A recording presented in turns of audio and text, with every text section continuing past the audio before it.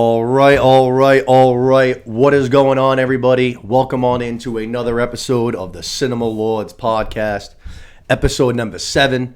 We have already reached the midway point in all of the shows that we've been covering. We're at the midway point for Rings of Power already. We're at the midway point for House of the Dragon. We just crossed into the back 9 for She-Hulk. We got Andor premiering today. For those of you guys watching, it's going to be Wednesday. We're recording at night, but so we have Andor premiering today, a 3-part premiere for Andor. I mean, just a loaded episode that we're going to be talking about. Hey, by the way, Andor just came out 86% on Rotten Tomatoes. Ooh, testing well already. I've heard good things. We're going to talk about couple movies that are in the theater right now, too, that I'm interested in that are also testing well that I'm going to be either checking out this weekend. I'll be trying to check out later on this week. But before we start diving into all of our topics, let's introduce who we got today. Back last time you saw him was probably on this side of the table. He made his appearance, showed that he can do it all, but he's back in his normal position on the 1s and 2s, the human soundboard, Mr. Kalos. How's it going, baby? What's going on? Hey, can you believe it's already episode 7? Already episode 7. Time's flying. Yeah, if you include the Cobra Kai episode, it's technically 8 episodes. I didn't include that into one of our actual episodes, but and then back with us again, going back to the top of the leaderboards for appearances. Oh. Mr. Luke Kleinen. Lukey, baby, what's going on? How we doing? Doing good.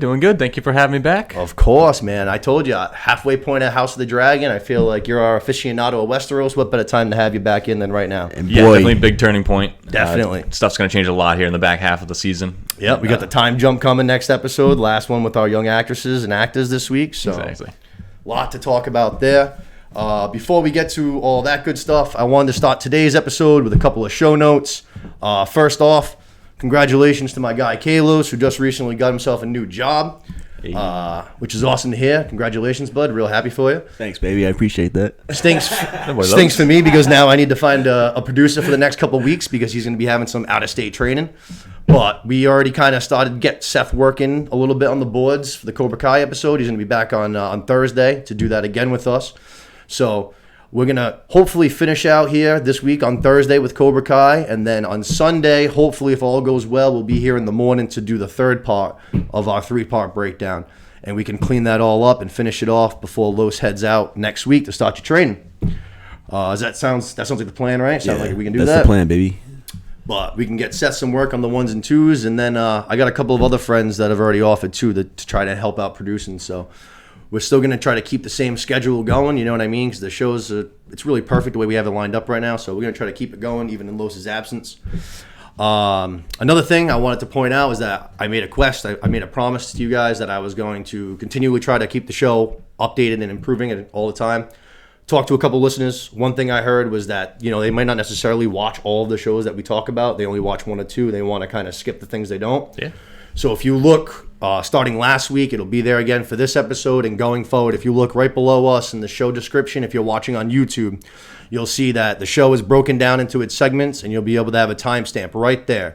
And you're able to literally just click right on the timestamp itself, and it automatically skip you right to where you want to be. That's clutch. Yeah, perfect. Very simple for, if like I said, if you're not a fan of every single show and you want to, skip to House of the Dragon, bing, you don't have to do it yourself. You can just click the thing. There you go.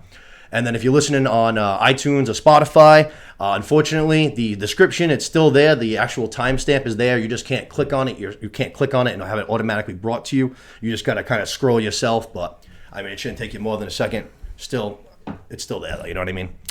Yeah, that's nice. Even if you've seen one, saw House of the Dragon, but you haven't seen Ring of Power yet. You're planning on it later, but you can't wait to hear the podcast, hear our take on it. Yep, exactly. Good call. Yep, if you haven't heard, I haven't seen the most recent episode.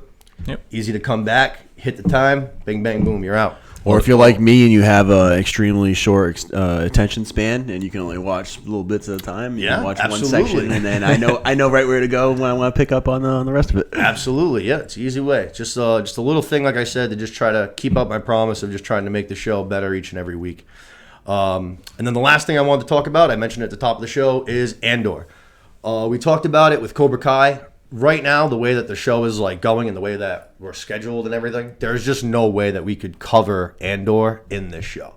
We've already been going for 2 hours and change every single week. So to try and fit Andor into this would be literally impossible. We'd be going on forever and ever.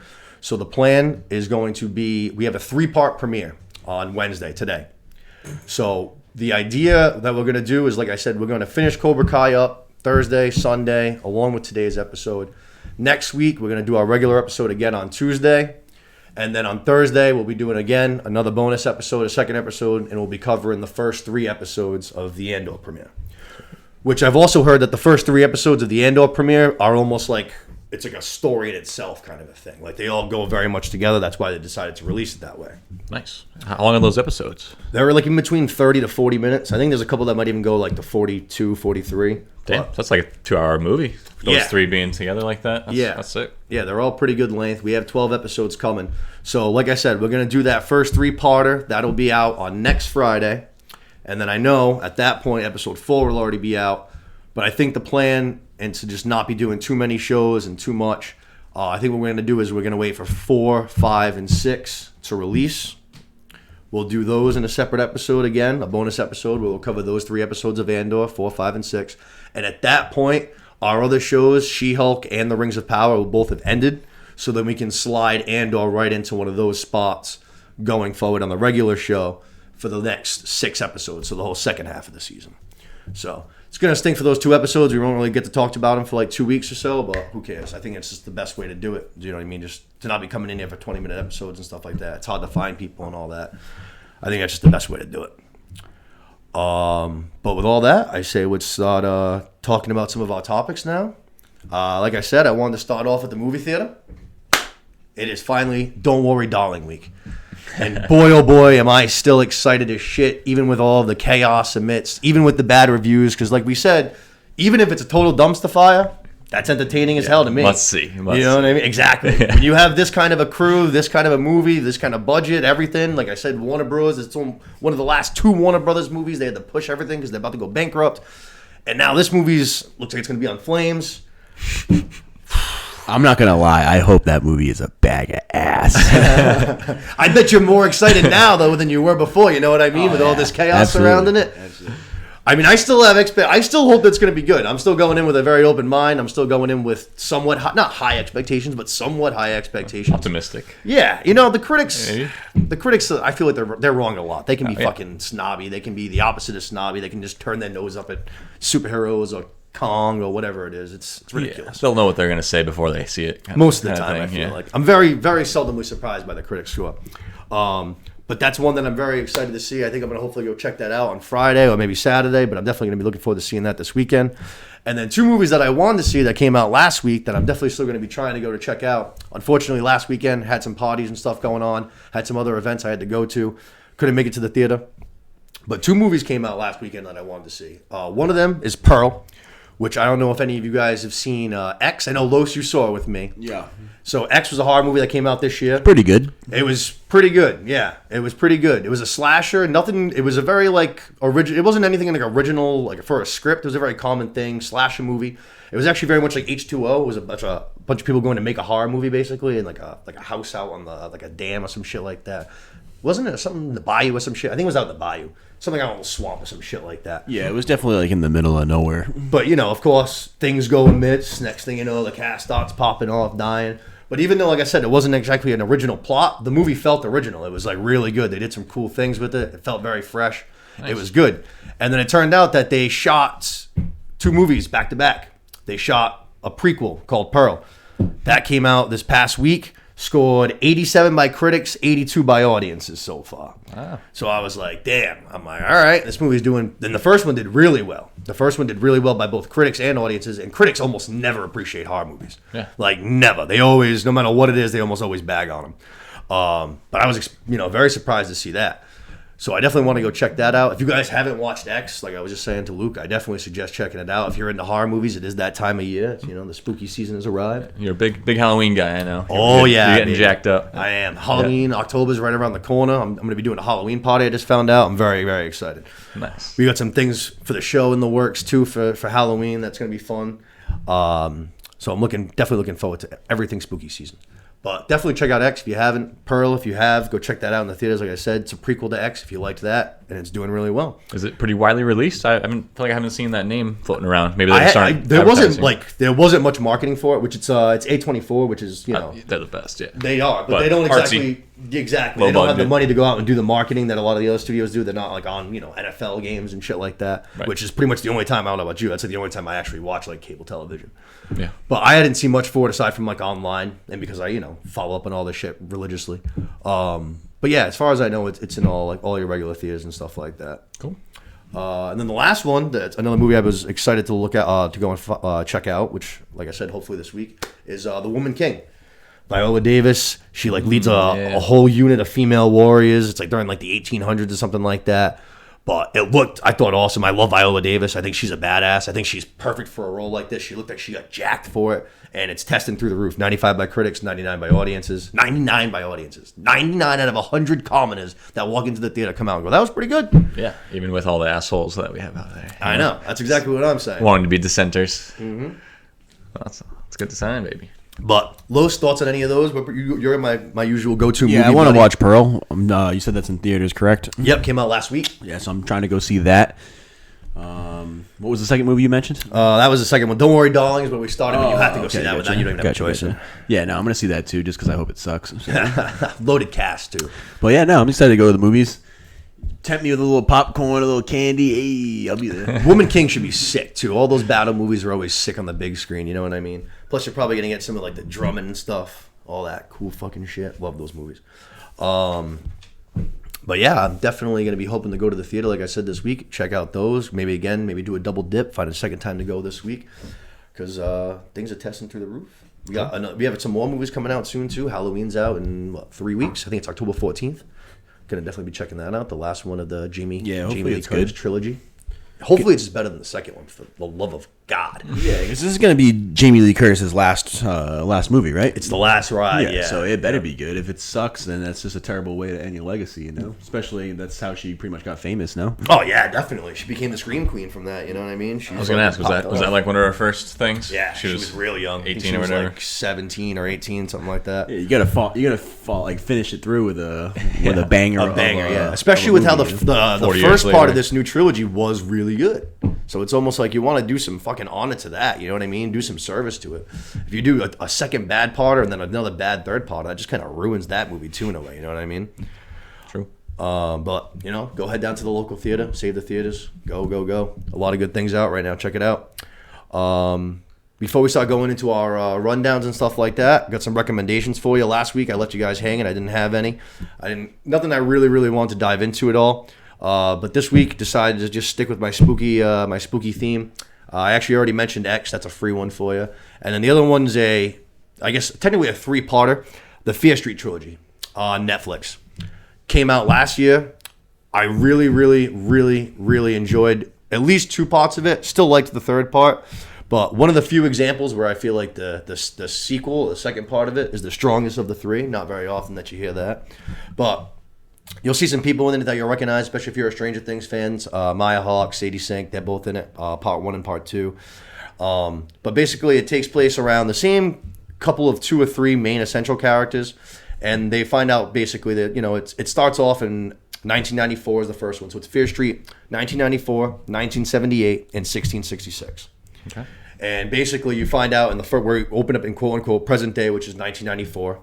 And these characters basically live in a town where shit happens every, say, 30 years or so. They say, someone goes crazy, basically. There's all these stories throughout history. Mm-hmm. So basically, a lot of people rumor that, the town is possessed and stuff like that. It kind of thing. Exactly. Yeah. So, of course, it's now the 30-year reunion, so it's time for things to start popping off again. And who gets involved but our new characters that we just met.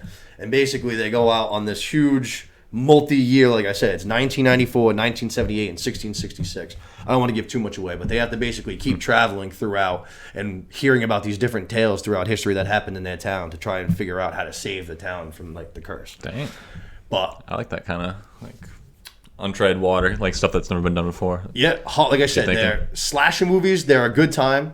Like you said, tracking through the whole fucking backstory and stuff, going backwards in time. It's not it's no time machine thing. The way I said, it's not like that. It's more like I said, going backwards through tales and stuff, secondhand memories, books, stuff like that. Yep. But the way they film it is you're in that time period. Yep. It's awesome. But the second part, definitely the best one, like I said. Super big, like the first Friday the night, like Friday the 13th vibes.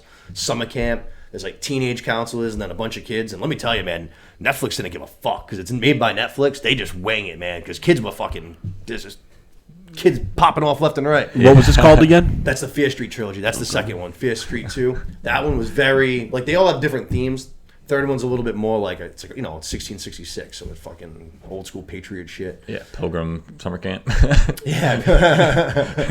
But it's all, you know, very religious and shit like that. And then the first one in 1994 is the most, like I said, it's most modern day, but not like a lot of nods to 90s nostalgia and stuff like that. They have a little bit of technology and shit. Yeah. World Wide Web, Nirvana. All that good stuff. Like I said, second one, awesome. Definitely my favorite part. First one was good too. Third one, wasn't the best, but it was still entertaining. And if you liked the first two, you would not like the third one. You know what I mean? Cool. That sounds good. Yeah, check them out. Definitely check them out. Those were a good time. And like I said, actually, like we said, Halloween season's coming, spooky season's coming. Yeah. And like I said, Netflix fucking slang it on these, man. I was surprised a lot because, like I said, it's all kids in almost all the different stories, and they just fucking. They didn't care. I was like, all right, wow, this is really doing the thing, huh? Hell yeah. But it was good. Definitely go check them out. All on Netflix. I think they're all, like 90 minutes or whatever. Good time. Another random Netflix movie that I watched that's horror. Have you ever seen The Platform? No, I haven't seen that one. It came out in like 2019 or something. Yeah, I wanted to watch Spanish, that, but it's okay. They have a dubbed version or Yeah. subtitles, but it's a whole movie shot in one room, and the premise is really kind of crazy, but it's better if you just watch it. Yeah, I don't know. I'll have to check that one out. Yeah, that's where they got like people on different levels, right? And they put the food on and it just drops down, and by the time it gets to the bottom, you got nothing. So it's like a prison.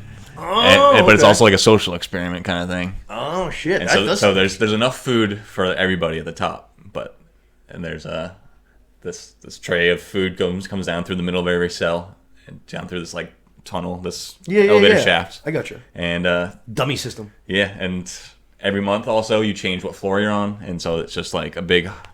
Oh, okay. So like whoever's above just hates who's below them because whoever was above them before hated them. Yeah. That's like, the social. So hostile with each other, and like if they actually work together and like figure out how to run a society and like. And that's a movie, right? You said. Yeah.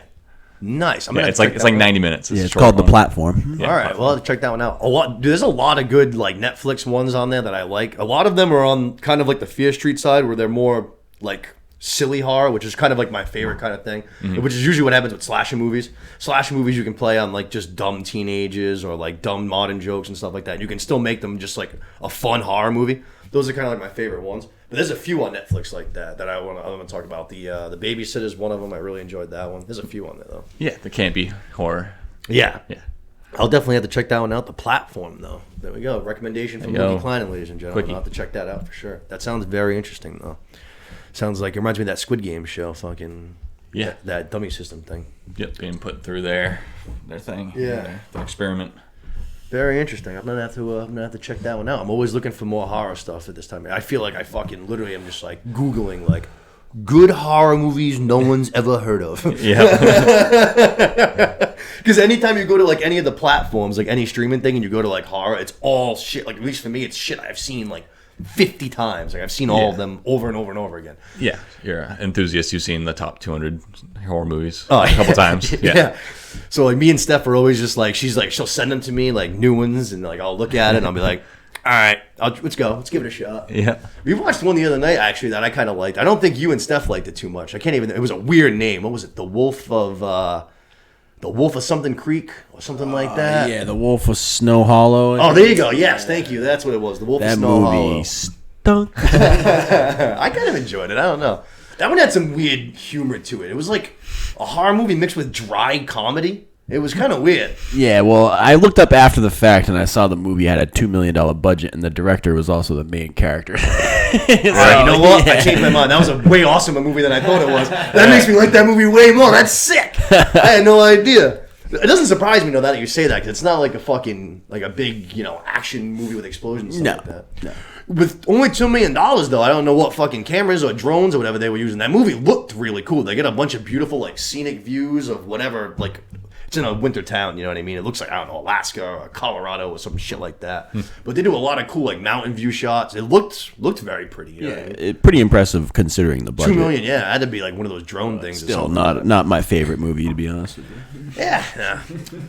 Speaking of not my favorite, let's get into our show reviews for the week, and we're gonna start off with She-Hulk. Ooh. Was my least favorite record scratch. Can you hear a pin drop in there for a quick second? Definitely my least favorite episode of the 5. I don't want to be too hard on it because I have liked this show so far overall, you know what I mean?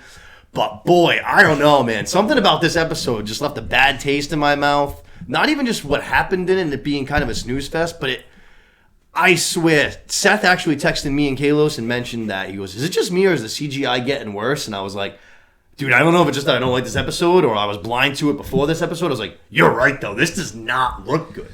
Yeah. There's a scene where she's sitting in her office and it looks terrible. She just looks like a green person, basically. It looks like if they just like color painted you with green and then just shoved you in like the scene. I did notice. I think it was episode 2, if I'm remembering correctly. But she walked into her office in one scene and she literally looked like a box, like walking in, and the CGI was so bad. I was like, oof. I don't know. I don't know if it's the office scenes because that was the office too. Something about that office and the suits with I don't know. Yeah. Maybe it's the suits. I don't know. But I noticed it this week especially after Seth said it. I watched it again today. Like I said, definitely my least favorite episode. I don't know if it was just the fact that there was no cameo from any outside characters. It was a lot in the courtrooms. I don't know. It didn't progress the story at all, which I know this is supposed to be like a sitcom-y show. We've mentioned it a bunch of times, but this is episode 5. It's a 9-part thing. You would think at some point there's going to be some sort of a little bit of a story developing with a villain or something at this point. Some season-long arc that we're going to get a payoff for. Right. Yeah, something. And season 5, we're still just like, this one, we said last week was a filler episode. This felt like a way bigger filler episode than last week's did, no? This would be the perfect episode to put Wongers in, you know? Yeah, man. This episode missed fucking Wong and Madison, man. 2 ends, 1 wide. It's not what you think it is. Don't forget it. That girl was hilarious. She was fucking great. Your take on her made me like her even more. Just because you liked her so much. Oh, man. Yeah. She was just the perfect representation of just like the drunk white girl. She was so perfect. Funny. I loved her. All the drinks at the end. Yak milk and vodka. Honestly, and like I said, I wasn't a huge fan of that episode. Now in hindsight, after this week's, I feel like I loved last week's episode. Yeah. This one just, I don't know, it left me wanting for way more. It was also the shortest episode, only like 30 minutes. First episode, no end scene credit. First time that I thought we were supposed to get one of those for like every episode, but apparently not. It's a good chance for them to just make a like offhand joke, like they have been. Which is like what this whole show is kind of like. That's when the mantra's been. You know what I mean? Yeah. But we're gonna kind of just bang through this real quick. But like I said, I didn't really take too much from this episode. Show opens up like we saw. Titania's suing. She's got product slinging. She turned She-Hulk into a fashion line. She's basically turned herself into actually Jen says a literal snake oil salesman. She's just tagging She-Hulk on any product you can. She's on the radio. She's on billboards. She's absolutely all over the place. Cease and desist. She's annoyed. We get to one of the parts of the episode that I did like. None of them featured the She-Hulk. It was all the side characters. It was like the quote unquote B storyline. But I found out both of their names, by the way. Pug is the actual attorney, and then Nikki, which is, I can't believe it's fucking my name, basically. I can't believe I didn't realize her name was Nikki, is the paralegal. I just keep calling her the paralegal. She's got my fucking name. Yeah. But they're at the office. Pug comes over to her, asks, hey, you mind helping me with a favor? Let's go score the new Iron Man 3s that Lowe's thought was very funny that we saw in episode. I think 2 that was. I'm trying to cop those too. Yeah, you get the new Iron Man 3s out, which is a great idea. That I'll say. That's one thing that Disney should probably get popping on, because that sounds like an easy way to turn some cash. You know what I mean? Yeah, the Starks. Hell yeah. Get some different color schemes going and stuff like that. I'd buy a couple pairs. Oh, yeah. He also, so basically says, favor for a favor. Nikki says, do you happen to know anybody that can make, like, clothes for a superhuman or a supersized person? He goes, yeah, I know someone, the Drip Broker. That made me laugh, not going to lie. Funny-ass name. They end up going to a boba cafe in search for the Drip Broker. And basically, this guy that's working the boba station is just like, bro, what the fuck you guys talking about? And he's like, I sell bobas here, you know what I mean? They keep going, though, like, come on, man, you know what we're talking about. Takes him into the back. and he's got a fucking Avengers knockoff shop. Avengers slinging just shitty merch, all knockoff. Fucking hammers, shields, shirts. But sure enough, what better way to make a sale? These people need information. They want to know where the drip broker is. Buy some products. I'll give you the info you need. Sure enough, they got walking out of there looking like two kids at a WWE convention. Yeah. They got friggin' shirts, hats, swords, friggin' all of it. Everything you can buy. And all the intel. Yeah, that's true. They got what they needed though. But looked hysterical. I'm not gonna lie. I'd probably buy an Avengers shirt. I'm not gonna lie. I think there was all the heroes had like just different like tilts on them too. Like the Hulk was purple, I noticed, and stuff like that. But pretty funny. We go to Jen. She's, like I said, the boring part of the episode. She's getting some shit at work basically from her boss because he's like, bro, there's like all these weird billboards for like weird beauty products that have your name on it. And we're like promoting you as the head of this friggin' attorney division. You know what I mean? Yeah. And she's like, all right, I'll clean it up. He's like, yeah, no, we're going to give you an attorney. She's going to take care of it for you. They end up giving her this like just pit bull of an attorney. And basically she, gives Jen a bunch of little instructions. And then one of the funnier lines of the episode, she goes, and you got to look good too. So go get yourself a better suit. You can't look like a football player pleading no contest to a DUI. That was good. That was good. As soon as she said that, I was like, all right, that was funny. Well done. We go to the court case, though. Titania's lawyer basically just shows a clip of Jen saying that she hates the name She-Hulk and she never wanted it. And you know what I mean? She never like picked it. It was just kind of given to her. Then we pull a clip of our own, basically, of Jen doing the exact opposite, saying she is the She-Hulk. Judge says, all right, we need more examples. We boogie on out of there. But now we go back to Nikki and Pug, the fun part of the episode. We get to, they label it in the closed captions. If you use the captions like I do, they label him just as Luke, which I found weird because the Drip Broker is a fantastic name. Yeah. So why are we putting Drip Broker onto everything he says? I don't know. If I could change my name from Luke to Drip Broker, I mean, 1 second. We had the Power Broker and what was it, Falcon and the Winter Soldier. But I mean, Drip Broker sounds way cooler. I'm not gonna lie. But basically, the fashion design only even accepts them because they say that they need clothes for a superhero. So he's like, all right, I'll talk to you for a few minutes. And he ends up taking it basically as a challenge because they say we need clothes that'll fit a supersized person and then a little midget basically of a person. And he's just like, all right, I can take that on. I can definitely do that. So we leave the designer. We go around town and we realize that Jen set up all those dates last week. What better witnesses than these idiots who agreed to date the She-Hulk to win this case? Sure enough, that's where we go. We have to have a Ricochet just shot parade for Jen. We're just going to bring up all these guys that that she went out with that basically only agreed to go out with her because she was the She-Hulk, just demolishing any ego that she had left in her body. Yeah. Tough. But good evidence. Good evidence. Yeah, it's proven her case. Good evidence. Yeah. At what level, how far will you go to win? You know what I mean? Yeah. How much will you do? Like, no, I wouldn't date her. I dated the She-Hulk. Yeah. That one doctor guy was just like, yeah, she's not my type, sorry. It was just like, damn, dude, I guess you can't lie under oath, but I was just like, fuck, that hurts. Man. From like the nicest, most like feminist guy ever, too. Nope. Yeah, true. Good point. But sure enough, like you said, wins the case for him, gets the job done. Yeah. But like I said, at what cost? You know what I mean? She took a bunch of shots, but basically, we go from there to the end scene, which the end scene was the only real takeaway from the episode for me, in my opinion. We go back to either Luke or the Drip Broker's house, whatever it could be. Jen's gonna go pick up her clothes now that we spent some time away. All right, our suit's done. He gives her the suit. She's trying it on. We don't see her costume yet. We're going to save that for next week, which has been a very common theme in these Disney Plus shows for ending episodes of people getting costumes and not showing them and then doing that the next week. That's already happened a few times now. Falcon and the Winter Soldier, actually, again, another example. Playing dirty with us. Yep. But the more important part of that is Luke, or again, the Drip Broker, walks off, grabs a little basket kind of a thing, and says, hey, to his assistant, what do you not pay any attention to client confidentiality? There we go. I had to fight through that one, guys. Anyways, but we see inside the box that he is carrying Daredevil's mask. Right. Looking very cool. The red and yellow color scheme, which is I've looked into it actually. It's where it's one of his intro suits in like the comics, one of his early designs, which we know that this new series that we're doing with Daredevil is not going to be a runoff from Netflix. It's going to be a new like set origin story.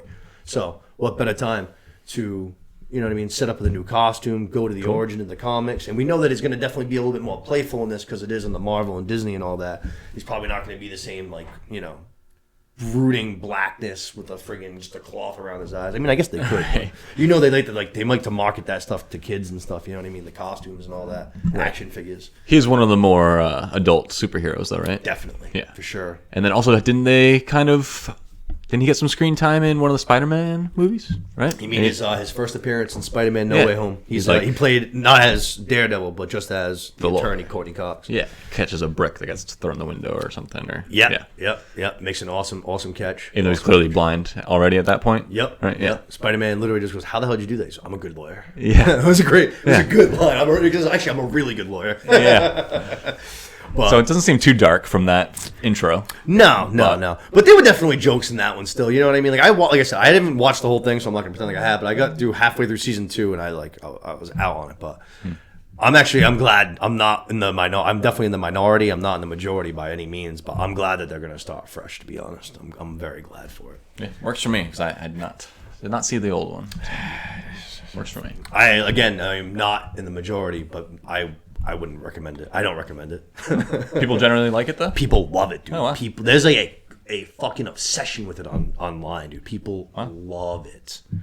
But like we said at the beginning, least favorite episode, definitely by far, in my opinion. And it had a couple little jokes here and there, like the show has had. It still made me laugh. I'm not going to lie. It wasn't the worst way I've ever spent 30 minutes of my entire life. I've spent 30 minutes doing worse things.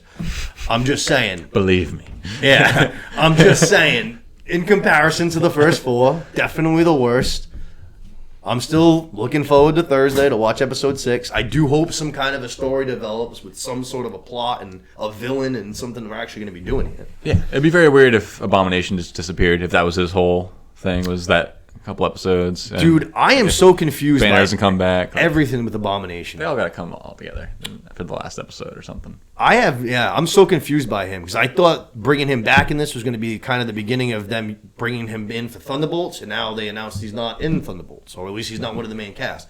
So I have no idea what the hell they're doing with Abomination. Maybe he's going to be in the Hulk movie that they're talking about possibly doing, that solo project. Right. Yeah, and it seemed like he wanted to be friends with Hulk and obviously he's cool with Jen now too. So True. So maybe that's what they're doing. They're lining him up for the Hulk movie. I don't know. That'd be a big trio. Wouldn't mess with them. Yeah, I mean they did say, I don't know exactly what like World War Hulk resisted, but that to me sounds like Hulk on Hulk crime. But I don't know.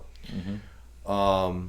But sure. Still looking forward to Thursday. I mean, I'm definitely looking forward to Thursday now with that end scene. I mean, if Daredevil's going to be in it, that gets me pretty hyped up. I definitely want to see Daredevil. You know what I mean? I'm just worried that they're just going to show that and him not be in it somehow. I don't even know. But that explains why I was kind of curious. I brought it up earlier. I didn't know why Daredevil was going to make his way out to the West Coast. He's obviously a New York guy. I obviously knew there had to be some sort of a reason. I thought it might be the Kingpin, but maybe he's here to get himself a real custom suit made. Yeah, simple. Maybe. Yeah, it doesn't need to be a full-time move. He's just in town for the weekend. Maybe. Need to come get his measurements and had to get it done pristine. This guy's a mess around. Yes, sir. But that's going to pretty much wrap it up for She-Hulk, yeah? No other thoughts, I don't believe? She-Hulk. Yeah, just hope it comes back next week a little bit stronger. This is kind of a sleeper episode. Definitely. Yeah. I don't think it's as bad as... Watch it. We're just disappointed that it wasn't better. Definitely. We want it. We want it to forget get better every week. I'll see you next week. Yeah. Because no one said anything negative about this show so far, really. You know what I mean? It's all been pretty positive, but... Compared to these other two shows that are just building so much. Oh, my God. So much. Like, in a completely different league. But who knows? But see where Andor's going to fall in on all of this, too. Let's see if it's more of a She-Hulk or more of they're saying big things, man. I don't know a ton about it. It's a spin-off of a Rogue One prequel character? to Rogue One, yeah. It's the Cassian Andor, the pilot. Gotcha. Yeah, so it's his his origin story, basically. But it's supposed to be very, very grounded. Like in a lot of scenes, most of the time, they say, like, you wouldn't even really know you're, like, in a Star Wars show most of the time. I was going to say, like, they aren't going to bring in any... cameo kind of stuff, like a lot of the characters from Rogue One are in it again. You know what I mean? Yeah. But like, there's not gonna. They said as far as Easter eggs go, there's no fan service in this show. The director even said as much himself. Like, he literally came out, he said, there is no fan service in this show. He's like, I wanted to tell a story about, like, the fucking little guy in the galaxy, basically. Like, the shit people that, like, work as janitors and fucking, you know what I mean? That, like, work, you know, wherever. The gym, fucking. If there are gyms in Star Wars. Yeah. I don't know, you know what I mean? The movie theater, you know what I mean? He wants to tell a story about the little guys, basically. Cool. And because they are still affected, obviously, by the rebellion, you know what I mean? Yeah. So and going all in with that type of storytelling, too, is a good test for them to see. Definitely. Like, you know, they aren't sort of telling a story that's sort of not related to Star Wars. They're fully testing it out with in-universe, but no relations to old media. Right. And then Which I think they if need that to works, do. Like, it's enough of the Skywalkers. It's like, do something original. Yep. Do something fresh. It's a huge galaxy. We're talking about like millions of planets in Star anything Wars. space-wise, and you can put Star Wars on it. Exactly. It's going to do good. You know what I mean? People are going to tune in to watch it. Yeah. So, definitely looking forward to that. I'm not going to lie. Looking very, very forward to that. That's tomorrow, man. Yeah, I didn't know that was 3 parts tomorrow, baby. 3 parts. Or today, for those of you watching today. It's on, like I said, Tuesday night for us. But from there, let's go to Rings of Power. Let's do it. Rings of Power, baby. I really liked this week's episode. And you know what? I'm going to be honest. I heard a bunch of, on Friday, bunch of things on Twitter, not like spoiler-wise, just like, this episode's really, really good, this episode's a banger, da-da-da-da-da, really hyping this episode up. Mm-hmm. So I'll watch it on Friday. And I was a little disappointed in the moment.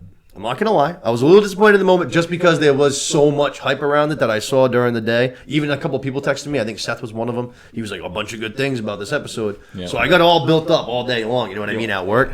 And then it wasn't quite that good. Rewatched it again today. Liked it a lot more. I really, really, really, really enjoyed this episode. I don't know if it was because I knew what to expect this time going into it. Yeah. But I was just very attentive to everything. I feel like there was a ton of little details that they sprinkled in, little clues, tidbits. Yeah, seems like it. You maybe were just really pumped up for all the excitement. You thought they meant it was going to be high action or something, you know? Yeah, definitely. There's something to that. It's more high story. Yeah.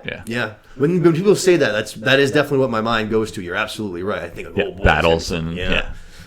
See some shit. Yeah, especially with like the way we like left off last episode with this introduction of this new Adar guy and shit. I was like, oh man, she's gonna pop off. What are we gonna do here? What are we gonna do here?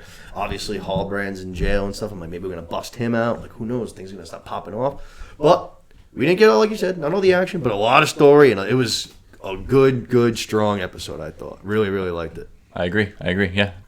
Again, some awesome visuals this week, which again we've been saying, which is definitely where to go.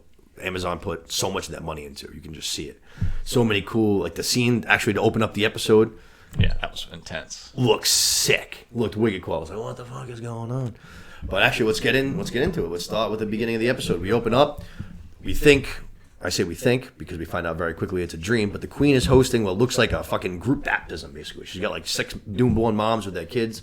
She's blessing them and all that. All of a sudden, storm starts stirring up, wind like crazy. Fucking sounds like the whole world's about to end. The white flowers from the white tree, the little leaves, they're flying around like crazy, which looked very cool, like I said. And then we see that fucking...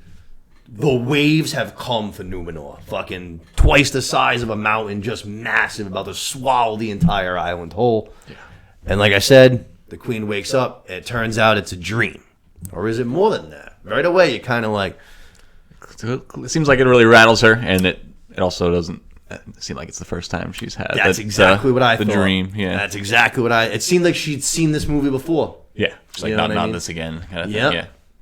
And we mentioned that last week she just has that one quick line. She said, the elf is here. She says, tell your father. And it was kind of just like, what the fuck does that mean? Right. So she's being very...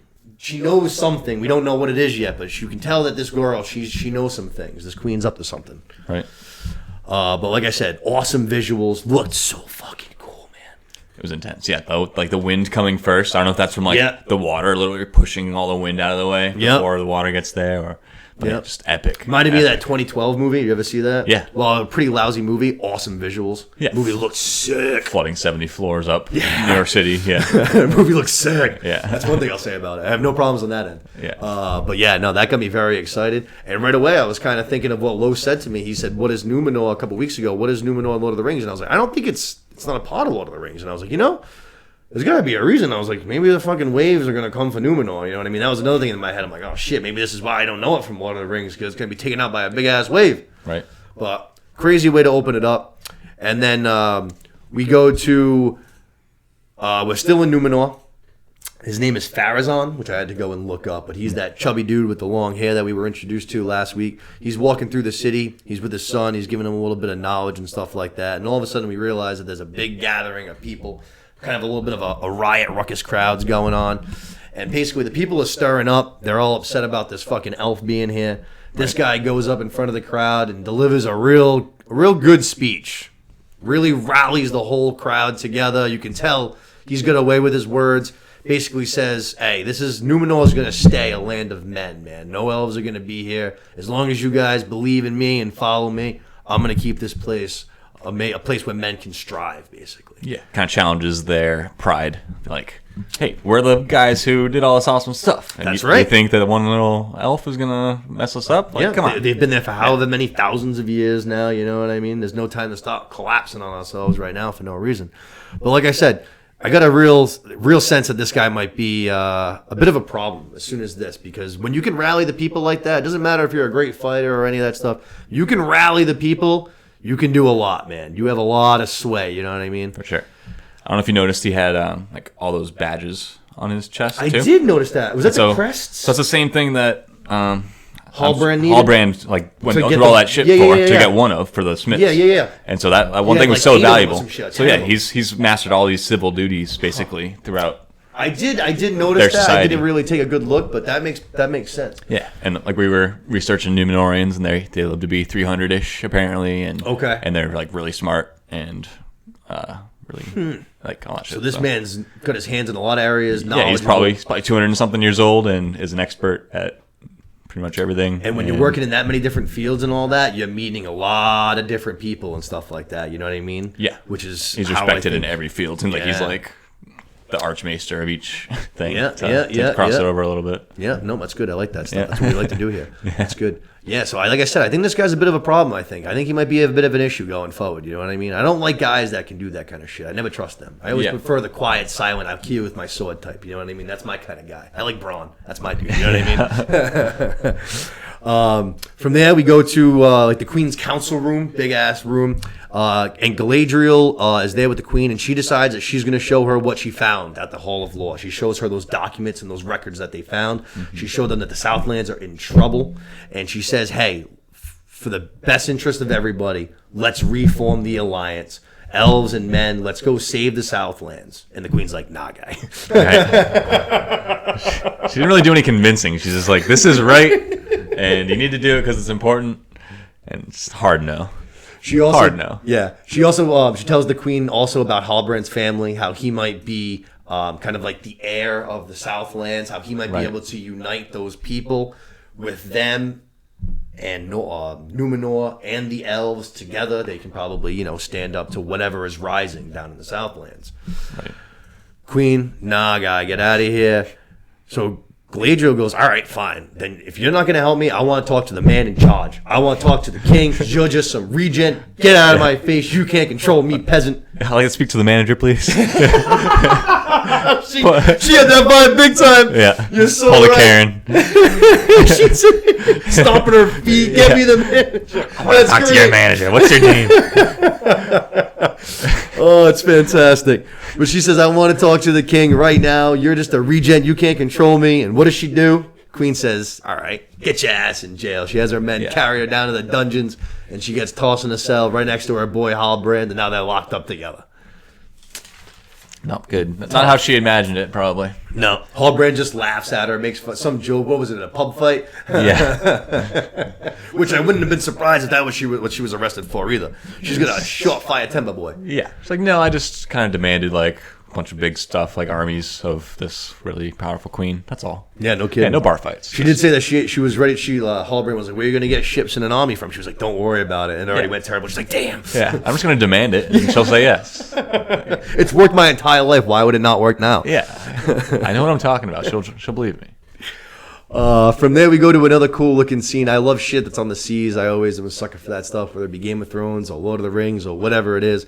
But we see a Isildur, and he's on the high open seas fighting some waves. He's doing his test to become like a sea master or whatever, get a spot on the ship officially. And he hears the voices again. Right. He hears something calling to him from the mainland. Just that weird, eerie voice. Yeah. Which I always, in Lord of the Rings, always like thought that was Galadriel. Yeah. But now it's like...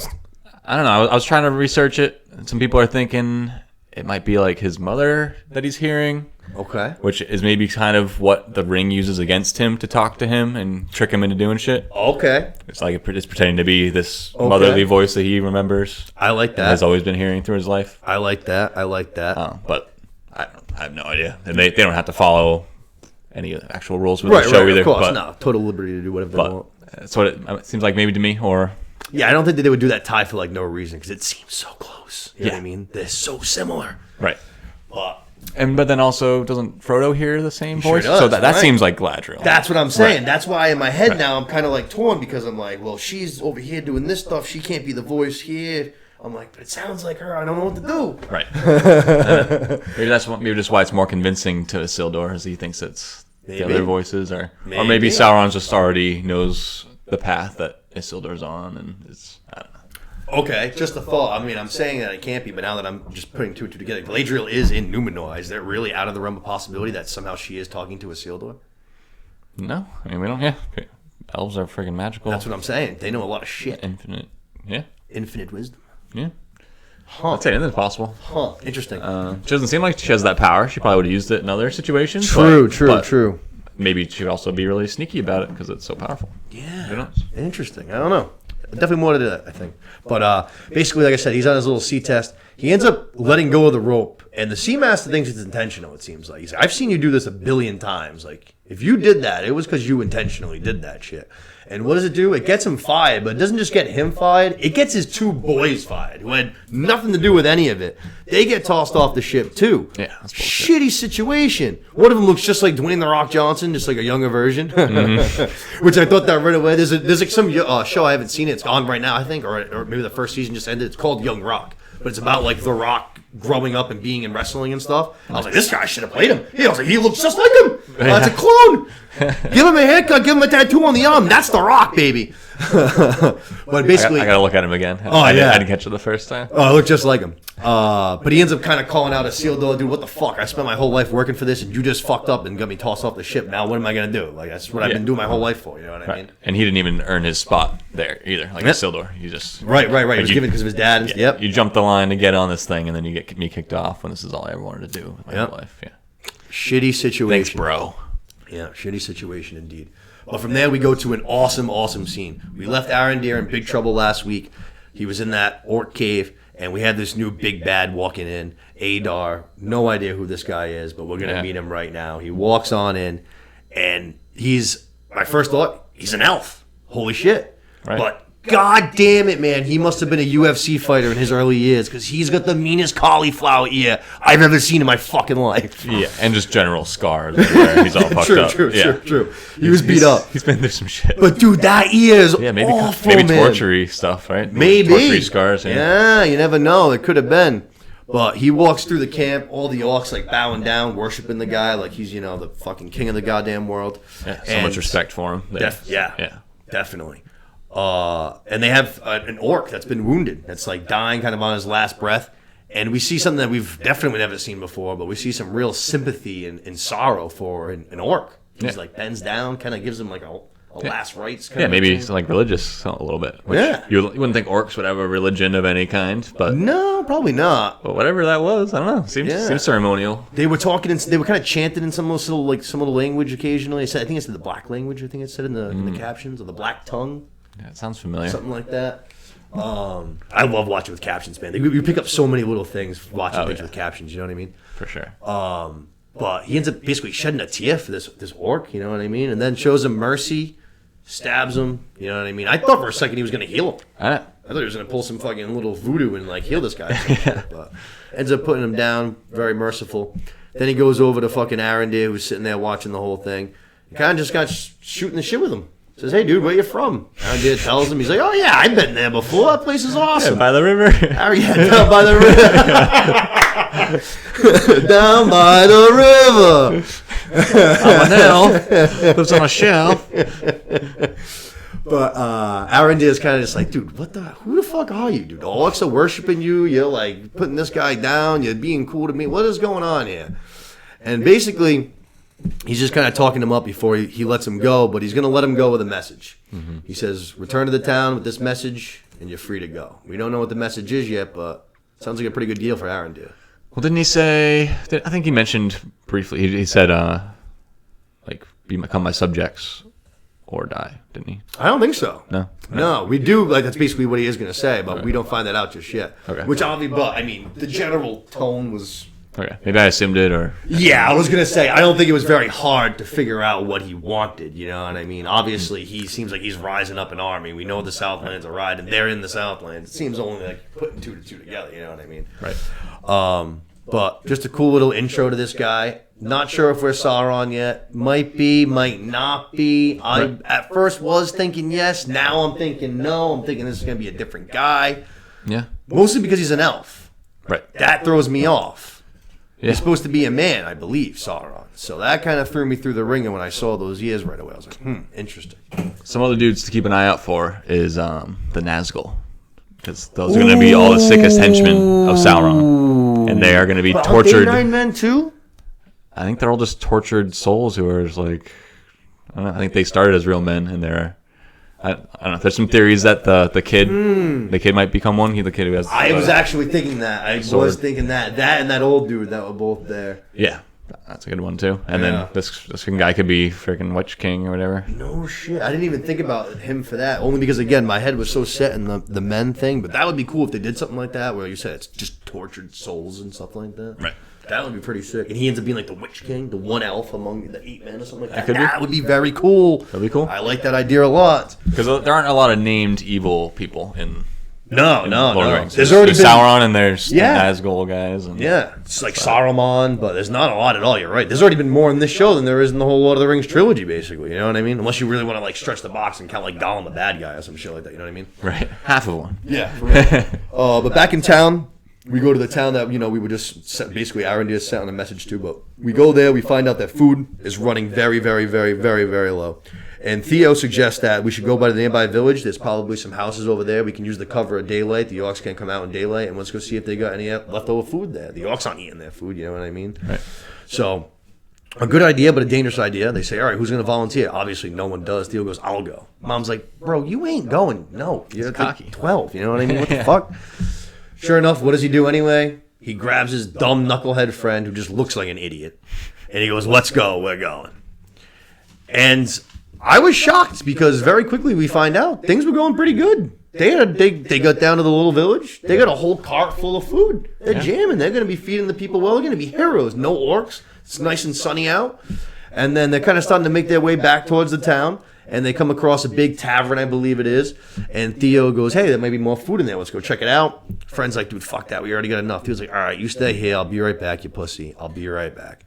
Never good words. Doesn't actually say that, but that's the vibe it is. You know what I mean? I'll be right back. Right. Goes into the tavern. And before anything even bad happens to Theo, a little cloud passes over the sun, blocking the sun, and that kid is out of there. Skedaddles. He's like, I'm out of here. I couldn't believe it. I'm like, Jesus, dude. Nothing bad's even happened yet. There's no scream or loud crash or a thud. There's nothing. No sighting of an orc. Not a good wingman. He's out of there. First sign of danger. Not a good wingman at all. It's a good way to put it. Bad wingman. Bad. I couldn't believe it, man. He was out of there so fucking fast. But sure enough, an orc does eventually pop up, kind of starts going at Theo, and he pulls out that hilt that he stole. And next thing you know, it does some voodoo shit, turns into a full fucking sword. Seemed like he already like knew how to turn it on. Like he was like digging it into his front and his wrists. Like he was maybe he's already been practicing this a embracing little bit. Now, as soon as I saw it like transpire into a full blade, I was like, that reminds me of the opposite of the Morgul blade, which like goes down after he stabs Frodo with it in Lord of the Rings. But I was like, just even the blade looking itself, very like reminiscent to that. Yeah. So I was like, ooh, I wonder if these are somehow like tied early magical blades from Mordor and stuff like that. Yeah, that's a good call. But very, very interested by that sword. But he basically ends up, running out of the little tavern, dodges the orc, dives into a well, and they're looking for him. But he finds out that what they're actually looking for is that hilt.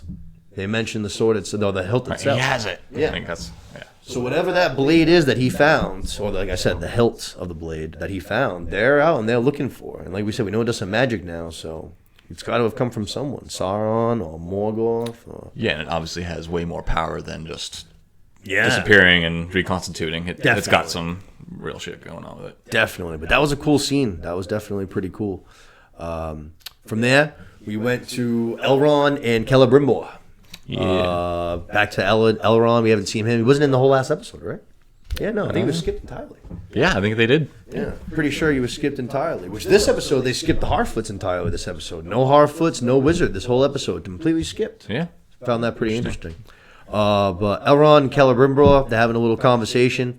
We see that the big forge that they mentioned a couple of episodes, why he actually went to Khazad-dûm in the first place, is being built, and it's coming along pretty damn good, it looks like. Big-ass forge. The Dwarves and Elf Alliance is working pretty damn well. Right. Things are going good. But then a weird little thing happens. Celebrimbor basically mentions that he just had a memory like flush back to him that he hadn't had in like years and years and years of basically Elrond's father at one point telling him that his hands were going to be in Elrond's life. And I found that very weird that he said it like that. He was almost perplexed by it too. He was like, why did that just happen? Like, why did that memory just come flooding back into me at that moment in time? Right. You know what I mean? Strange. He does mention that Elrond, where he was standing, he said, the image of you just now looked just like your father. But you look just like your father. That's something different than I don't know. He looked very what kind of almost just happened? Like, why did that just come back into me like that? Interesting, yeah. You know what I mean? It seems like there's maybe some magic in the mountain too, like the way they sing to the stones, and it has a mind kind of thing. So maybe the mountain is giving him some visions, or we finally got the singing to the mountain. That was cool. Yeah, maybe the mountain is planting or calling on these memories or something. Maybe. I don't know. Yeah. I just took it. I mean, I guess it's just I imagine that part, that this moment, that when his hand's going to be in Elrond's hands, got to be coming soon, probably. You know what I mean? Yeah. I don't think that they're going to throw that in there for no reason, but it seems to me that's probably going to be coming up soon. And actually, I can probably imagine why, because I have a feeling that Elrond's going to have to make a choice coming up pretty soon, I think. But we'll find out. We go from there. Elrond is going to go back to Durin's house. Oh, actually, I'm sorry. Before he leaves, one more thing. Celebrimbor says that he basically thinks Prince Durin is up to something. He says either he's avoiding me or he's up to something. Right. Because I don't want to say anything bad because he's your friend, but I think something's up with that guy. So sure enough, Elrond goes to Durin's house, and he finds Durin's not there. Nowhere to be found. Talking to the wife, yo, where you at? Where's Durin at? And the wife gives him an answer, and right away Elrond's very suspect. Kind of starts looking around the room. He's like, that doesn't add up. Kind of starts saying, all right, why are you lying to me? And boy, Princess Disa fucking digs right into the dirt, and she goes, oh yeah? And just turns the whole thing right around, right back in his face, and he's just like, oh shit, all right, my bad, you're right. Yeah. My fault. It's like, I can do this all day. What else do you want to pick He thought he was the smartest one in the room, man, but she's fierce. She's feisty. Yeah, that was really cool. I like her a lot. I already enjoyed her. I thought she was very funny, but now that I see that she's got some grit to her, she's a dwarf, you know what I mean? That's how they are. She's badass. I like her a lot. Laying down some cover for her boy. Hell yeah. That's what you gotta do, you know what I mean? I'm a big fan. But basically, like we said, accuses her of lying. She gets out of it. But then we go down into the mines. She's talking to Durin. Turns out she was lying. He's spying. Elrond's spying, overhearing. And it turns out that Durin's... Using those elf ears. Yeah, using those elf ears. And it turns out that Durin was down in the mines. And they're making real progress down there. Right. Still mysterious what that progress is towards, but... Yep. Yeah. But at least now Elrond knows where he's headed. He heads down to the mines. Uses some dwarven magic, some knowledge that he has, which shows that he must be pretty tight with these guys from back in the day. You know what I mean? Durin must have showed him a lot because he knows all these little secret passwords and shit. Yeah. You know what I mean? He says some weird phrase, knocks him shaving a haircut thing. Yeah, it was very strange. I was like, oh shit. I was like, these guys are tight. Okay. Yeah. Sure enough, gets down to the mines. And who comes on him but Prince Durin? And Durin's like, I fucking knew it. You're a spy. I knew you were here to find out about this fucking mine. Mm-hmm. And Elrond's like, bro, what do you mean? Like, I'm not here for any mine. I don't know what you're talking about, dude. Yeah, well, I could just tell you were hiding something, and I needed to know what it was. Yeah, he's like, I don't like. I didn't. Not cool either. I didn't know you mentioned the mine, so I came down because I came to visit you, and your wife gave me some weird explanation, and it turns out I was right. You know, but a cool scene, not cool scene, but a cool moment here. I thought that might be something. Actually, you just mentioned the mountains, maybe whispering something to them. He makes Elrond swear upon the mountain. Right. Hand of stone. Yeah, and he makes it seem like there's some old magic kind of in that, you know what I mean? He says something like, dwarven anger lasts longer than elven memory, which I thought was very funny. Yeah, that was a good one. Very poetic. Yeah, very. But also, don't fucking go back on this. For real, for real. Yeah, he said you'd be like doomed for all your days. Like, I think all your loved ones or something like that, too, or something like that. It was deep. Yeah, but, quite the curse. Yeah, it was deep stuff. But Elrond, he was swore upon the rock. And sure enough, Durin shows him that they found this new material down in the mine. And what is it but mithril? Yeah, pretty cool. Yeah, we saw it in Lord of the Rings. Frodo is given a mithril chainmail suit from Bobo. It saves his life 2-3 times at least in the Lord of the Rings series. Yeah. But it looks super light, super strong. Yep. What is it? Yeah, light as a feather, strong as an ox. Yeah. I love Bilbo. I fucking love Bilbo. Oh, man, I would have chilled with him so much back in the day. But anyways, basically the discovery of mithril. And he kind of says, this is going to put us on the fucking map, man. This is going to change the game. This is more valuable than everything. Gold, silver, whatever. Mm-hmm. And he even gives a little piece to Lord Elrond. Gives a little piece for their friendship, basically. You know what I mean? Yeah. Pretty cool. Yep. And I'm pretty sure at least one of the rings that they forge, like as the rings of power, is made of mithril as well. No shit. So maybe that piece. That would make sense. Cool. One of the elven rings. Be kind of a like oath to each other kind of way to, you know, because he said it's a symbol of their friendship. So he said, right. So that'll always be their friendship between elves and dwarves. It was like a good little rock. I feel you can chisel that out and turn that into a ring for sure. Yeah. But that sounds pretty cool. We'll see. Like I said, I'm doing some Reddit dives on this stuff, but there's some cool things to think about. Yeah, I did a couple myself for the first time today, actually. Some stuff on YouTube and Reddit, just kind of trying to get some more background knowledge and stuff on things that I was kind of up in the air about.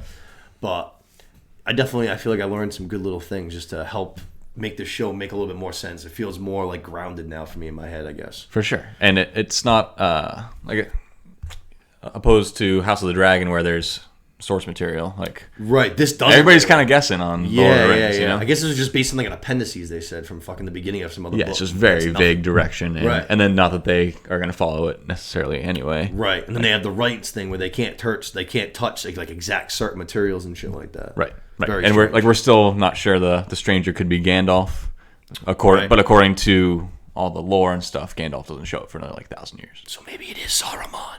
But I think they all show up at the same time. Damn. But I don't actually know that. That fact I saw was disproving Gandalf, but also they can do whatever they want, so it's not disproving him. True. I'm always down to be a new wizard. Wizards are always cool. I love wizards and shit. But I like your idea of Saruman. That makes sense to me. Yeah, like I said, just because there's so much story to tell there, because he wasn't good throughout or bad throughout. There's good to bad. There's a story to tell there. You know what I mean? Right. What went wrong? Exactly. Right. Why does he hate the hobbits as opposed to Gandalf loving the hobbits? Right. Yeah. And especially with the way they already introduced him with liking the hobbits, it's even more so. It's like, oh, good, something's going to happen here. Right. You know what I mean? I like that. But get burnt by him or something. Yeah. Right before that scene ends, after he gives him the mithril, a big fucking rumble happens, a bunch of earthquake kind of a fucking thing. The mine collapses. We find out 4 dwarves are collapsed in, and Durin, being the awesome prince that he is, he goes, those are my guys. I'm going to go in, and he rushes on in, and he goes and gets them. What do we think? Gangsta. But we don't know what's going to happen with him and Elrond. We go to Numenor, back to Numenor. We're in the jail chambers. And Halbrand is giving Galadriel a little advice. Kind of, not the battle. You're on a new battlefield. This isn't swords and bows and shit and shields. This is political. You gotta be good with your words, and you're very aggressive all of the time. Yeah. And he gives her some very evil advice, I would say. Very, sinister advice, which is find your opponent's fear, you help them conquer it, and then you use that against your opponents. And I was just like, that's deep shit. Yeah. That's long play. That is long con, deep cemented. You're fucked up. Yeah. You got some problems, bro. You know what I mean? He also helps Galadriel like see why she was even thrown in jail in the first place, and it really wasn't even so much her like demands. It's that it might have been that she requested this to be the king, because as soon as she mentioned the king, bingo bango, she's in jail. So maybe those two things are correlated and stuff like that. Yeah. But who comes downstairs? But Pharazôn again. He comes down with 4 gods this time, and he tells Galadriel that she is going to be escorted back to her people, back to the elves. And as soon as she gets popped out of that cage, what does she do? The good old Galadriel thing. She whips some freaking ass. She kicks these 4 gods' asses so fast. It takes her like 2.2 seconds. And there's an interesting little back and forth between 2 guys that we're now both suspect of. Right. Pharazôn and Halbrand. And Halbrand goes like, I wouldn't do that to you, basically, as he goes to pull his sword. And he's just like, kind of like, rethink that. And he's like, you don't know like where she's headed, kind of a thing. Or if you know where she's headed, don't do it. Which he's like, I can just let her leave. Right. Like, and he goes, unless you know where she's headed. Yeah. And then that's where he puts the sword away. So maybe there's something there, because if he knows that she's going to go head to the king, I don't know. I know. It is weird. It's either think about it for a second because you know where she's going. Right. Or just let her leave and I'll tell you everything. Maybe. Or... Right. She whatever. leaves and it's just them 2 down there now. It's like, who knows what those 2 said to each other. Right. And like we said, we're skeptic of both of them. I don't know. Yeah, and the way he said it too, he's like, if you knew exactly where she was going, then you could let her leave. And like almost some foresight. Like I'm going to tell you, as soon as she's out of earshot, I'm going to tell you exactly where she's going. I like that. That's a good idea. I do like that. Or just he's telling him to think about it for a second, and he'll know where she's going. Interesting. But then again, why would he immediately agree with that point of view and then just let her go? Why is it good that she's going to see the king? Right. I'm telling you, man, he's suspect. I don't trust that guy at all. I don't. There's something not right with him. Yeah, I'm with you. But sure enough, Galadriel, she ends up being able to. She leaves after she kicks the gods' asses. She goes out, and where does she go? She goes right up to the king's chambers, the guy she wanted to talk to, the reason why she got thrown in there in the first place. And she finds out that the king, just like our King in Thrones, is fucking very goddamn sick. He looks like he's dying too. All these kings are dying. They're dropping like flies. That's what they do. But turns out he's in no place to be making decisions or giving any orders or anything like that at all. So it's time for the queen's there. The queen kind of shows up and they have a little more of a conversation. It's time to find out why the queen is the way that she is when her father was such a friend to the elves. Right. So I'm not sure where we go. We go up a tower. It looks like we go up, a staircase basically. And as soon as we reach the top of the stairs, I don't know if you noticed it. I like fucking noticed it right away both times I watched it. Because Galadriel even like stares at it. Galadriel, then they do it for a long, like 2 seconds. But Galadriel just stares at a sword leaning against the wall, and it is absolutely Aragorn's sword. The broken blade that Isildur uses. So I didn't notice it watching it, but I read that after. Oh yeah. So I was going to mention it if you hadn't seen it, but you were all over it. Sounds long, like, dude. It was like not like one of those quick fleeting things, and it wasn't like it was in the background. It's literally like she walks up the stairs and she like stares at the sword, almost like she fucking knows something about like that sword, or like it's gonna be like she has a vibe from it or something like that. So that's Isildur's sword that stabs. Chops off the hand. Oh yeah, chops broken, off. They reforge it for Aragorn. Yeah. It was definitely. It's a pretty like distinguishable sword. It's super long and shit like that. But right away, first thing I noticed. Good spot. Yeah. But it turns out that the king, when he was still fucking reigning, he was going to fix the relationship with the elves, and that's exactly what led the people to rebel. And basically, they chose the queen to lead in his stead as long as she basically kept things the way they were. No elves, no peace, just keep it with the men, you know what I'm saying? And sure enough, the queen's like, all right, cool. We sends the king upstairs. The king, first night, shows her that, what does he have? A palantir. One of the fucking magical balls we see in Lord of the Rings with fucking Saruman seeing the future and shit. Yeah, him and Gandalf fucking seeing the future. Pretty well. I didn't realize there was more than one. Me either. That it was a... Shit, it's one of 7. Right, so not only is there more than one, but it's a limited resource too. There's exactly 7. Yeah. And they have different powers. She's like, you never touched this one before. True. She's like, I've touched Palantirs. True, no big deal. True, that's true. She does say that the other 6 are lost. But she's touched one before. That's interesting. I didn't pick up on that, so you actually just said that. And it sounded like maybe more than one. Huh. Yeah. Like she was not worried about it. She's like, I haven't touched this one. This one's fucking crazy. Interesting. So one of those maybe is with the elves or something like that, or Yeah. The one that Sauron has is different, right? That's not the same one. I wouldn't think. So that one's probably at least in Middle Earth somewhere. Good call. I forgot that she said that. She does say that. Could be something. That's a good call. So it's a special, intense one of the 7. Yeah. Not like the other ones. Yeah. But she has Galadriel touch the Palantir, and it shows her the same image that her father showed her. And it's the same image that we saw at the very beginning of the show to open up. It's the dream that she had. It's Numenor's, end. The waves come, the fucking flowers are flying all around. And she said that this whole thing starts when you showed up. Like, I have to send you away to try and save Numenor, because this whole vision starts when you arrive. So maybe if I can get you the fuck out of here right now, I can save Numenor. Right. And Galadriel's like, do not make a decision out of fear. Like, you know what I mean? Be strong, and she offers it again, like, let's form this alliance. Right. And again, the queen says no. Right. But she's like, what if it's the way that you handle me arriving here, not just like the fact that I arrived? What if it's you rejecting me after I arrive here? Exactly. Like, what if there's more to it? Yeah, It's you're not just me to like trust way the oversimplifying this thing. Yeah, yeah. But for the first time, Galadriel's actually trying to show some actual ability to converse and not just like demand shit and be a little temper tantrum. Yeah. Fit, you know what I mean? Yeah. But from there we go back to the town. We find out that the kid made it back to town. He brought all the food. No Theo though. Sure enough, Ma goes crazy. What the hell? What do you mean? What happened? So she friggin' flips out. She goes, flying off. And then we go back, and the kid's still hiding in the same well. It's dark now. He's been there friggin' all day. He's like, all right, I got to finally make my move, use some darkness. Tries to make a run for it, ducks some orcs, and sure enough, one of them catches him.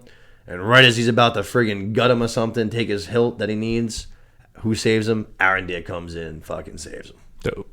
Pretty cool little scene. Yeah, pretty cool, like Assassin's Creed style, like sneaking from hidden spot to hidden spot too. Like yes, yeah. It's cool how they shot that. Yeah, it seemed like a few times they would cross in front of a post or something. Right. So they made it look like it was a 2-minute shot. But they just like definitely. really smoothly cut together some shots. It was pretty cool. Yeah, it looked good. It looked cool. It was a cool little run. I actually mentioned it to you before the show. That orc that Arondir kills that's about to take out Theo, I found out today. I didn't find his name, which I wanted to go and look, but it's the only guy, he's the only actor who's appeared in every single every single part of the Lord of the Rings saga. He was an orc in all 3 of the Lord of the Rings movies, all 3 of the Hobbit movies, and he was also in this. It's pretty epic. Pretty cool, yeah. It's a pretty fucking cool thing to have on your resume, you know what I mean? Yeah. But we had this really, really, really... This was one of the only scenes I didn't love about the show. We had this slow-mo scene where Arondir and Theo are running from the orcs for their lives through the woods, and the whole thing is in slow-mo. Yeah. It's like a fucking 4 or 5 minute long slow-mo scene. I was like, all right, you use slow-mo in small doses to kind of add effect. When you do a whole scene like this, it kind of loses its muster. You know what I mean? Yeah. Yelling at each other and saying each other's names back and forth. Exactly. But conversing and stuff. It's fucking, I don't know. Theo. We saw the cool move from the trailer that they showed where Arondir catches the fucking arrow, fucking turns it, shoots it back. Like that part, if you want to put that in slow motion, cool. You know what I mean? I get that, but to do the whole fucking thing in slow mo, I just thought was long. I was just like, all right, we get it, dude. We're running. Can we run? Let's go. Vamonos. Yeah. Sure enough, Mom shows up there right in time, of course. Perfect moment just to be there to basically hug her boy, even though he's already saved. Come on, son. Mm-hmm. And they make a mad dash through the woods, and sure enough, Arondir, saves the day. Hit that sunlight. Yeah, that's right. Yep, good call. They use the sunlight, which was a good move to the sun finally kind of pierces out when they get to the woods. Did it seem like he did some move the clouds shit? I don't know. Or something? Maybe. I don't know. I'm just thinking of in Lord of the Rings how I think it's Eowyn summons that stampede of horses coming down the river and stuff. Maybe, and control the elements a little bit. That's true. That's true. I think that was their holy river in front of their city, so that could be different. Right. But yeah, it's probably sprinkled with magic. It seemed like as soon as he looked up at it, it just cleared up. Yeah, I hope it wasn't that same one cloud from his friend hours ago. You know what I mean? When he ran off. Right. Same one. But cool little scene aside from that. I don't know, the slow mo stuff. I don't know. I didn't love it, but yeah. I just felt like it would have been a lot cooler in speed, especially actually that arrow catch. If you could have done that in full motion, that would have been sick. That was really cool. But we go back to the mines, and we're at Khazad-dûm, and we mentioned it quickly earlier, but Princess Disa, she's singing to the mountain, which I thought was pretty cool. We saw that might be, we sort of mentioned earlier, so I wasn't surprised to see it, but it was cool. Yeah. And basically, she was pleading to the rocks. She explains to Elrond that she was pleading to the rocks to release the dwarves unharmed. They give them all back. And sure enough, she apologizes to Lord Elrond too for lying to him earlier on. She said, if it wasn't for you, Prince Durin might have been down there. He would have been trapped too. So thank you. You know what I mean? Elrond's like, it's cool. Don't worry about it. It's all good. You're just protecting your man. Yeah. I understand. You know what I mean? That's what you got to do. Right. Respects it. For real. Bit. Yeah. But we find out that the dwarves are all alive, but unfortunately the mine is going to be shut down. Even though we just found this mithril, the king says, yo, it's time to shut this shit down. We can't have it. It's too dangerous. Durin's furious, you know what I mean? He's like, I've had it. My dad's always fucking with me. He's always getting in the way of shit. And then Elrond gives him a little bit of nice, friendly advice and kind of says, hey, man, like, just appreciate the time you have, because there's going to be a time when your dad's not going to be here. And that's kind of the boat that he's in. And I wish I could do anything to have one more conversation with my dad. Yep. Getting serious real quick. Yeah. Yep. And it definitely hits home. Durin right away kind of is like, oh, shit, you know what? You're right. Good call. Right. Stubborn dwarves as much as they are, Good point. He's like, you got to me with that one. Yeah, that's a very good call. That's true. They're supposed to be these very stubborn guys, but Elrond's words are so good, and they hit him clean. Yeah. And that's exactly what he does. He goes to his dad's chambers, whatever, his throne there. He apologizes. Dad says, hey, man, nothing to apologize for. It's all good. And then he mentions that the Dwarven king, they're supposed to hear all of their ancestors once they take the throne. He goes, you never have to worry about that. I'm always with you, which I thought was a nice little sentiment. Yeah, that was cool. But basically, Durin says, hey, Elrond invited me back to Lindon. Should I go? King says, what do your instincts tell you? Durin says, I think there's more. He goes, good, go. Mm-hmm. So he's heading to Lindon with Elrond. Yeah. So I'm interested to see that. That'll be next week. But that was a cool little way to end that, I thought. They're a good team. The dwarf elf duo is just awesome. They're great. Yeah. I love Durin. I like seeing his character. I like seeing him work with Elrond. They're just funny. They're back and forth. They're banter. Yeah. They had that one spot where they mentioned how they met two this week, which I thought was funny. Totally different stories, completely clashing. One saved one saved the other. You know what I mean? Yeah. That was very Legolas and Gimli-esque. You know what I mean? Yep. Yeah. They're very similar to them, but also their own characters. But I think they have the same vibe. Yeah. Competitive, but loving. Yeah.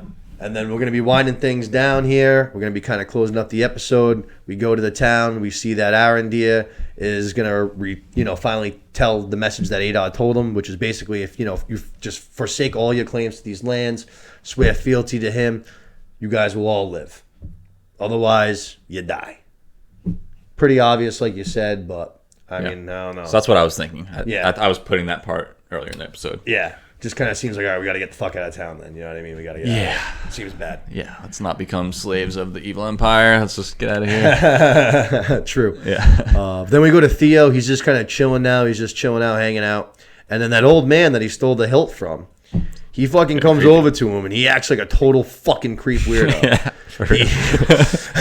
He like pulls up his shirt. Hey, buddy. Guess you know how it works, don't you? I got the same mind. Have you heard of him? Have you heard of Sauron? Yeah. Just like, whoa, you were going way overboard. You need to relax, dude. Settle down, bro. But that guy gave me the fucking creeps in that scene. Yeah. This guy, now that you say that, he's probably one of those 9 men. Dude. That guy's a fucking creep. I know. But interesting little way. Like I said, they both get the same mark, so I don't know. Maybe they'll be somewhat tied. He actually mentions that Sauron's coming back. He says that the meteor is coming. That's a sign that he'll be coming back. He said, we got to be ready. Fuel up. Right. Weird. Very weird, yeah. Fucking weird. Something very... I don't know. I wish I remembered more of this, but when he talked about the meteorite being Sauron, right? He was saying that that's how Sauron can be born from a star or whatever. There's a part in the last episode where the hobbits say that like people become stars, but stars don't become people. Like you should know this. And I do remember what you're saying. Actually, it's very I don't know, just contradictory, opposite. Good and evil obviously might have different lore and stuff, but this guy's pretty damn confident that Sauron can turn from a star into a person. Yeah, clearly. And they saw someone fucking fall out of the sky and become a person. True. But I don't know. Definitely not going to see the last of him, though. He's definitely going to be back, unfortunately, that creepy old fuck. Yeah, he's fucking weird. Unless Theo kills him, maybe he will, hopefully. Hey, kid. I was like, dude, I know there's orcs all over the place, but you freak me out, bro. You got to get out of here. But from there, we go to our last scene of the series. We go back to Numenor, where we started. We're going to end it off here. And we have this big ship. We're sending Galadriel home. We're going to, send her home. She's got this huge parade of fucking soldiers with her and shit like that. And then the queen is supposed to be going to go make an announcement, basically, with Pharazôn to go tell the people, hey, we got the elf out of here. All's good. We're back to a land of just men. You know what I mean? So she's like, all right, we're heading back. And all of a sudden, what happens is the white leaves start falling from the white tree. Mm-hmm. Just like reminiscent of the beginning of the episode, which led to the fucking waves. And they take that as a sign right away, like, fuck, we have to stop immediately. Yeah. This is wrong. Yeah. Ends up just changing pace real quick. We go to the council, and now she's making an announcement that we're going to be forming the alliance that we used to have. Men and elves, we're going to go with Galadriel. We're going to go to the Southlands. We're going to fight alongside our brothers and men. Let's go. And we're going to try to, stop this shadow, whatever that's coming for us. Pretty crazy. Got the war. And the part that I was the most surprised by is that Pharazôn is approving of it. He's like just standing there, and he doesn't say anything bad. He's just like, oh, yes, we must. You're right. And right away, I was just like, that is a guy who wants to get the queen in charge out of here. Yo. You know what I mean? So maybe that's what he meant by what if he knew exactly where she was going? Maybe. Like, what if she wants to go invade this place and do this, and it's going to go exactly like we want it to because we're evil. Very rather fucking than strange, not just running to the king, but because this is the guy at the beginning of the episode. He's all about keeping Numenor all men, no elves, da da da da. And then as soon as we're gonna go help the elves, he's like, oh yeah, no problem. Like that's like you just turn like very fast. You know what I mean? Yeah. There's got to be a reason for that. And now if the queen's out of there, he can kind of fucking rally whoever's there. And then I kind of doubled down on this thought because from here we go right over and we see that Isildur's dad is basically like asking for volunteers. He's like, we're going to go to the mainland. We're going to go protect the queen. We're going to go fight. Right. Like, do we have any volunteers? And I'm just like, any volunteers? I'm like, aren't we this like grand place? Like, we don't have any fucking soldiers. Right. Yeah, it's weird. We don't have an army that's like ready to go, a battalion that's going to go help kick some ass. It's going to like scare, you know what I mean? Right. We're just like looking for anybody in the street, just any fucking commoner, any cook, chef, anybody who's got a fucking hammer. Right. They made it seem like it wasn't a royal decree that everybody had to go do this shit. Like, yeah. Probably because they're trying to get the non-believers who believe in elves out of town, and now we can kick them out. We don't need to take them back, and now we just keep all the people that love men here. Yeah, that could be. You know what I mean? Yeah. Shun the non-believers, get them out of here, and then we'll roll this place the way we want, the way we've always wanted to. You know what I mean? Pharazôn can take charge. Yeah, no shit. No shit. Yeah. But conspiracy theories. Love it. Like I said, Isildur's dad's asking for volunteers. Isildur and his two friends, Dwayne the Rock Johnson's back, and the other kid there, they all sign up. So we haven't seen the last of them. They're gonna be back next week. Yep. But very strong episode, I thought. Very, very good. Definitely pushed the storyline a long ways. We're at the midpoint already, but I was glad to see the Elrond and Durin storyline back because it wasn't in at all week 3. Right, and now we know they're going to be partnered up for foreseeable future too. Right, I like that. Good call. Yep. I'm glad. I want to see them more, especially, like I said, it's already the second half. I can't believe it. Only 8 episodes. It feels like pretty wild. And for them to not be in a whole episode, that stinks. But no Harfoots, like we mentioned, the whole episode. I was kind of a little surprised by that. But maybe we'll get some breakthroughs on that Stranger storyline next episode because of that. We'll probably get at least 15, 20 minutes of Harfoot. If we missed out on them this time. Yeah, they would definitely. Yeah, usually I feel like that's what happens. Now there'll be something kind of significant probably this next one. Yeah. But anything else? I thought that was a really good episode. Yeah, I'm excited. I'm trying to stay up till Thursday at midnight. Let's go. Hey, maybe for the finale I might. You never know. Let's see how things pop off. You never know. I might be there for one. I was surprised when I thought it was Friday at midnight, but I clicked on the TV at 6 p.m. on Friday, and I'm like, oh shit, it dropped last night. Yeah, I thought they should have kept that 9 p.m. release thing because I think that would have been a cool idea. There's a social aspect that people like watching things together and stuff like that. You know what I mean? Right. Everyone puts down their phone for an hour, tunes in at 9, and then everyone goes and talks about the show and whatever it is, Twitter, social media, text message, whatever it is. You know what I mean? You get the trending stuff on Twitter and yeah, exactly. But whatever it is, I don't know. I'm enjoying the show. Good, strong episode. Looking forward to what we got in week 5. Yeah. Good shit building. Yeah. Los, anything?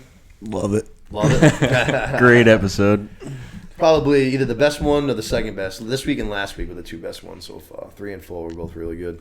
Like you said before you started the recap of the episode, I was all hyped up because all I heard was this episode was unbelievable. It was a good episode. Don't get me wrong. Yeah, it wasn't amazing. Yeah, it wasn't like we said. It wasn't the action packed like. I just kept seeing this episode's amazing. Yeah, for real. Oh my god. Yeah, oh my god. Let's keep things moving though. We're already at an hour and 20 here. Let's dive into Hot Dragon, episode 5. The reason why Mr. Lukey is here. Episode 5. We Light the Way. Right. The words of House Hightower. Oh, I should have put that together. That makes perfect sense. I didn't know that until you just said that, but that makes perfect sense. That's especially after. I didn't know like that was it until after. Yeah. But it makes perfect sense after everything happens. Perfect sense. Yeah. Good episode. Game of Thrones weddings, which we know never go good. This one didn't go as bad as some of the other ones have gone, but still didn't go good either. This one's still pretty sideways on us. Yeah. Good old-fashioned Thrones universe wedding. Never good, man. Shit goes down. It's never, ever good. Unless you get married in complete privacy, then you're just allowed to get brutally murdered a couple years later. But you'll have a couple of those early years where you'll be happy for a while. So that might be your best bet. You know what I mean? Secret marriage. Yeah, one or the other. But like I said, I thought it was a pretty good episode. I enjoyed it. I think I liked it more than I liked last week's episode, I would say. Yeah, not a lot of dragon action. No, one very cool shot though of those two dragons when everyone was arriving to King's Landing. Yeah, I actually wrote that down. I was like, that scene looked very cool. Just the two dragons flying with the fucking the crew and stuff. Yeah, I also didn't realize that. I assumed it would be Rhaenyra and Laenor, but it was actually Rhaenys's dragon and Laenor. Oh, was it? So I didn't even notice who. I couldn't even tell because it was weird because it was red. Oh, okay, yeah. So I was like, is that freaking Caraxes? I got you. Yeah. But I guess it was Meleys, which is Rhaenys's dragon. That makes sense. Big old, the red lazy. Lane is not a dragon rider. Not just Laenor, right? Yeah. Interesting. But she's the one who's super interested in Vhagar and Balerion. She was asking asking Viserys about all that stuff when they had that little walk through the park. That's right. Yeah, that's right. She was interested. She seemed like she had all that Arya like backstory knowledge. She liked the stories and stuff like that. Yep. But let's start off, right? Let's kick this thing off. We open up. We finally see a character that we've heard a lot about this season. We haven't seen her yet. We open up in the Vale, or more maybe specifically Runestone, and we see Prince Daemon's wife, the Lady Rhea Royce. She's just riding around, having a good old time, enjoying her ride. And who does she come upon? A cloaked man. And I swear to God, Luke, for a second, I was just like, oh my God, is that a faceless man? Oh my God, is that a faceless man? Yeah. But it was just Daemon behind the world's biggest hood of all time. Basically, South Park style. Yeah, the biggest hood of all time. It's kidding. The Lady Royce, man, she just right away, like Daemon doesn't even say hello, and she just starts carving into this guy, just shit talking him all over the place. What's up, loser? You here to finally fuck me because you haven't yet? How about you go bang a sheep? Yeah. I heard you got placed over for rare. How's your shit going? She's rough, yeah. She is, man. She's going in. And then all of a sudden, as she's going in on him, she almost realized, she stumbles into it with all of her shit talk. She's like, oh, fuck, you're here to... Oh, shit. She realizes, you're here to take me out. And then we have an interesting way of showing it, though, because we don't really see if Daemon does something to make the horse freak out. Yeah. But the horse is going to freak out and kick her right off, send her tumbling to the ground. But we don't see him, like, actually do anything. Seems like he reached for the reins. Right. And she reached for her weapon, and the horse fucking backflipped onto its back. And there's a lot of scenes with Daemon where they're viewed through a scene where we don't know exactly what happened, and we're left to almost interpret it through like word of mouth. For sure. It's always with him, I've noticed, too. I was going to say that it's become a theme for him. He has a lot of scenes where he doesn't speak. Yes. So this is one. He doesn't speak a single word. Also, in the whole scene with Kragus, Crab Feeder. Yup. He doesn't speak when he holds up his sword and stuff. It's like a 7-minute scene where he doesn't say a word. He's also always lurking in the background, like hiding behind shit, watching people. Even in the play that him and Rhaenyra see, the character that plays him is just chilling in the back of the play and has no lines. No shit. Yeah. That's very good call. That's an awesome spot. Pretty wild. That's fucking wild. No shit. So like you said, it leaves a lot of it up to our interpretation. Yeah. We also have him taking credit for shit he might have not necessarily done. Right. But this being at one, least that there's a reason why he would have done that. You know what I'm saying? Like there's still I think he did want to try to piss off the king, so I wasn't totally surprised by that one. But there is all these other ones. Yeah, like but that was still suspect. Right. He looks like suspect for killing. No shit. The wife, but maybe he didn't. He didn't ever say the air for a day thing, or not, at least right, not on screen. Yep, we didn't see that one. But either. he just embraced that, rolled with it. That's he didn't bang Rhaenyra. He rolled with that. Yeah. But basically, Lady Royce, she falls off. It seems like she's paralyzed. Yeah. And sure enough, Damon's going to walk away. What does she do? She starts talking shit to him again. You can't finish. Yeah, I took that one. It's like, Jesus, this poor guy. Yeah, I knew you couldn't finish, Craven. Oh, my God. Yeah. Yeah. So what does he do? He grabs a rock and goes and bashes her head in, it seems like. Most likely. Got it done. This is a very fast-paced allegedly. episode. Yeah, allegedly. I thought this episode very fast-paced. I feel like a lot of times Thrones, the scenes, there's like less scenes and they're longer. This episode, it felt like we were kind of fucking banging. Yeah. There's a few things I just have like real quick notes on, but basically we get a quick scene real fast. We're on the seas. We're traveling to Driftmark. Yeah. We just see the king. He looks fucking sick as shit. Like it looks like they're trying to make him almost like seasick, but this is more than seasickness. He's pale. He looks gross. Yeah, they're really forcing his downfall here. Yeah, it's coming. Degrading health. It's starting to come fast. He's literally rotting away. Yeah. And the other quick thing that we see real fast is that Lord Strong is now the new hand, which I thought that is the best decision. I wasn't surprised by it at all. Right. The king seems like he's taking his advice not taking it, but appreciated his advice at least at every single turn. Right. He seems like one of the only guys of any honor and integrity in this whole fucking kingdom. Right. So, good decision, I thought. Yep. From there, we go to King's Landing for a good scene, I thought. Allison says bye-bye to Daddy Otto. Otto ding-dong, he's gone. See you later. Back to Hightower. And Allison, even though she's sad as shit, Otto kind of doesn't hold any punches for a minute. He kind of says, hey, you had a part to play in this. Like, you backed Rhaenyra. You kind of caused some of this. You know what I mean? Yeah. And he's like, let me tell you, a time is coming because the king is going to die. Whether it be months or years, he ain't going to grow old. And if Rhaenyra takes that throne, war is going to fucking come. And she even goes as far to say that if that happens and Rhaenyra takes the throne, she will have to put your children to the torch. Kill her own fucking half-brothers. Yeah. And her friends' children just to back her own line, basically, to, make sure that she is the true heir. Yeah. I don't believe that for a fucking second. It's a little intense. Rhaenyra is a gangster, don't get me wrong. I don't think she's going to kill her fucking half-brothers. I just don't believe that. Right. Maybe I'm wrong. As long as they're cool, then she shouldn't have a reason to, right? True that. Agreed. Right? Yeah. If all of a sudden we get a little fucking But Ramsey if they're Bolton trying to do some shit, then we might have to put him down. Yeah. Shout out my boy Ramsey Bolton. But that's on him. Yeah, exactly. I mean, but either way, he tells her that, you got to either prepare Aegon or you better get ready to just, basically suck up to Rhaenyra and just hope that she takes pity and she, lets you off the hook. Right. Trying to make it seem like it's not like, what do you think Rhaenyra's character's like? It's that she's going to have to do this to her kids if she wants to survive. Right. Basically to convince the kingdom that this is her fucking throne, basically. Yeah. Get all these other heirs and the fuck out of here. Yeah. It's beyond whether you think she would do this to you. It's like realizing this is the reality of how she has to do it. He's still trying to keep his claws in her, man. You know what I mean? He's still trying to get his outcome to the fruition. You know what I mean? For sure. But he gives her a big hug, which I was kind of not surprised by, but it was a very big hug, a very warm embrace, no words at all, which isn't really the Game of Thrones thing. There's no I love yous really in Game of Thrones. You know what I mean? Sure. All these goodbyes are always kind of cold, they seem like. But it seemed like he, was sad about leaving her. She was clearly sad to see him go. You know what I mean? Yeah. We go back to Driftmark, and boy, oh boy, did they not pull out the fucking red carpet at all. They didn't even pull out the black carpet. They didn't pull out any carpet. They didn't even dust the ground. Right. There was nobody there. Not a single soul, basically. Laenor was kind of fucking around with his sword, screwing around with one of his friends playing sword fights. Yeah, Maybe more to them later. Yeah. Maybe more to the sword fights later. They're crossing swords, if you know what I mean. But King's like, yo, what the fuck is going on? They're like, where is everybody? The Princess Laena, she comes down too.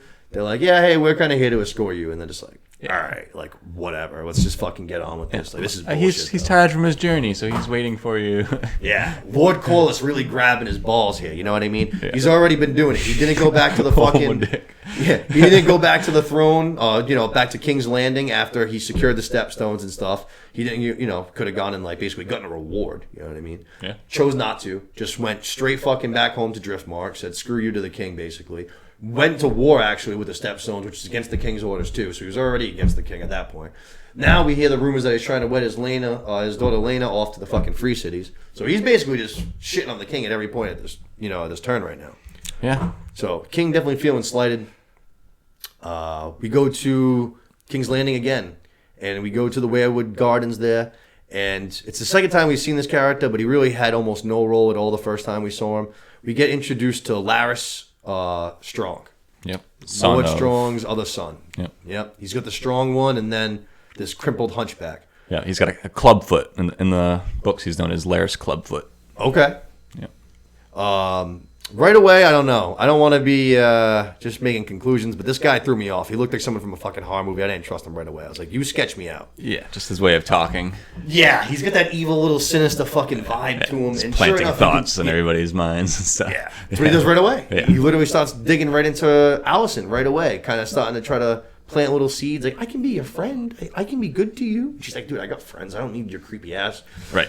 Yeah, so or like saying stuff like, Grandmaster Melos brought her tea. She must be sick. Right, I was going to say, yeah, so what does he do? He's like, oh, well, I can... He almost kind of try to prove his worth right away, because he's like, I can be your friend. She's like, I don't need any friends, you weird guy. And right. He's like, oh, but how about if I have good little tidbits, kind of, you know what I mean? Like, instantly showing what his value is. Yep. But also, right before that, he's like, he diminishes his value, makes himself seem like not a threat. He's like, no one ever wants to listen to me, so I just have to observe. That is true. And he's like, yep, so he's like, point. yeah, I got nothing, but here's what I saw. This is what I heard. Yep, and good so call. Very Varys-like. That is very Varys-like. Right? Like, that's a good call. Don't mind me, I'm just a eunuch. Yeah, I'm just a Clubfoot guy. I'm the Huntback of Notre Dame over here. I'm good. Meanwhile, I'm the fucking head of the Black Cells and doing all this crazy shit. That's interesting. And moving all the chess pieces. The only other time that we saw him, like I said, he didn't really do much. But all he did was ask basically to sit in on the gossip circle. Right. All the that's ladies his priority. Hunt. Exactly, but that's just him kind of just sitting there in a room where he can just gather information and absorb all of this information to use against other people later on. Exactly. So you know this guy's a bit of a snake. Yeah. But like you said, he literally tells Allison, and he's like, oh, like, how's Rhaenyra doing? Like, is she okay? Mm-hmm. And she's like, what are you talking about, dude? And he's like, oh, I heard about the friggin' maester going up there with the tea the other night. She's like, bitch, what you talking about? He's like, oh, yeah, the king. Aren't you married to the king? The king's the one that said that. You didn't know? Yeah, if it was the Grand Maester, it must have been important. Yeah, and Allison right away is just like, oh, wow, this guy might be actually useful. Hang on a second. All right, this is good info. Right. But then also, like, what the fuck? Like, why is that tea getting sent up? Like, you told me that. You swore in your mother's memory that you didn't do nothing. Right. But still. Exactly. It's exactly how I felt. But still. Right. That's just the king's thought. Maybe he's not so quick to trust his daughter as you are. Maybe he's a little bit more suspect. Here's this thing in case you lied to me. Or maybe it's there if you want it. You banged another guy instead of Prince Daemon. Yeah. You never know. Whatever. You know what I mean? But right away, sneaky motherfucker, this Lord, whatever he is, not Lord, but Laris Strong. Laris, you know what I mean? One letter different from Varys. We go back to the Driftwood, we're going to spend a couple times this episode. We see that the king and his hand are going to go up to Lord Corliss. It's basically like his own little throne room. And the king is doing awful. He looks fucking even sicker than he did on the boat. Now he's not vomiting, but he's just like sweating. He looks like he can't even hold his head up. He's like just grossly pale. Yeah. Lord Corliss offers him a seat. He's like, no, it's fine. Don't worry about it. Lord Corliss does bend the knee, though, which was like the smallest sign of that I'm not totally at war with you. That's like the smallest little thing that he had to do, and that at least he did. He was like, all right, I know I've done all this other shit, but we're not in full-blown rebellion just yet. We're getting there. I'll bend the knee to you right now. You know what I mean? Yep. Princess Rhaenys comes running in, which I thought was wicked weird. She looked like such a housewife in the scene. And she's like supposed to be this badass princess. She just comes in like some fucking Snow White dress. Just like, cousin, what's going on? I had no idea you were stopping by. Yeah. Fucking weird, She's being a character or something. Like, maybe. You might be right, playing a role. I thought maybe the way she like grabbed his hand right away. And like, she's just like, she's the most tuned in, smart. He's got that glove. Character that we have. Yeah. She knows that, so she's like wanting to see how fucked up he was. Yes, I think you're right, because like he's wearing like a glove that they have like I don't know if they're fake. Right. They put like something in. He does a cool job of like only moving those 3 fingers and stuff. And quite a few scenes, he'll be like just tapping those 3. Yeah, that's a good call. It's almost like she is trying to right away. Because like you said, it doesn't really seem like her. She's like putting on an act. Yeah, like, she's always dolled up like a princess in every single scene. She's got like a nice dress. She's dolled up like a princess. And this, she just literally, like I said, like a housewife. She looked like she was just getting done doing the dishes or something like that. Princess Rainey, she ain't doing the fucking dishes, bro. Yeah. You know what I mean? It also could be driving home the like not greeting them at the front door thing.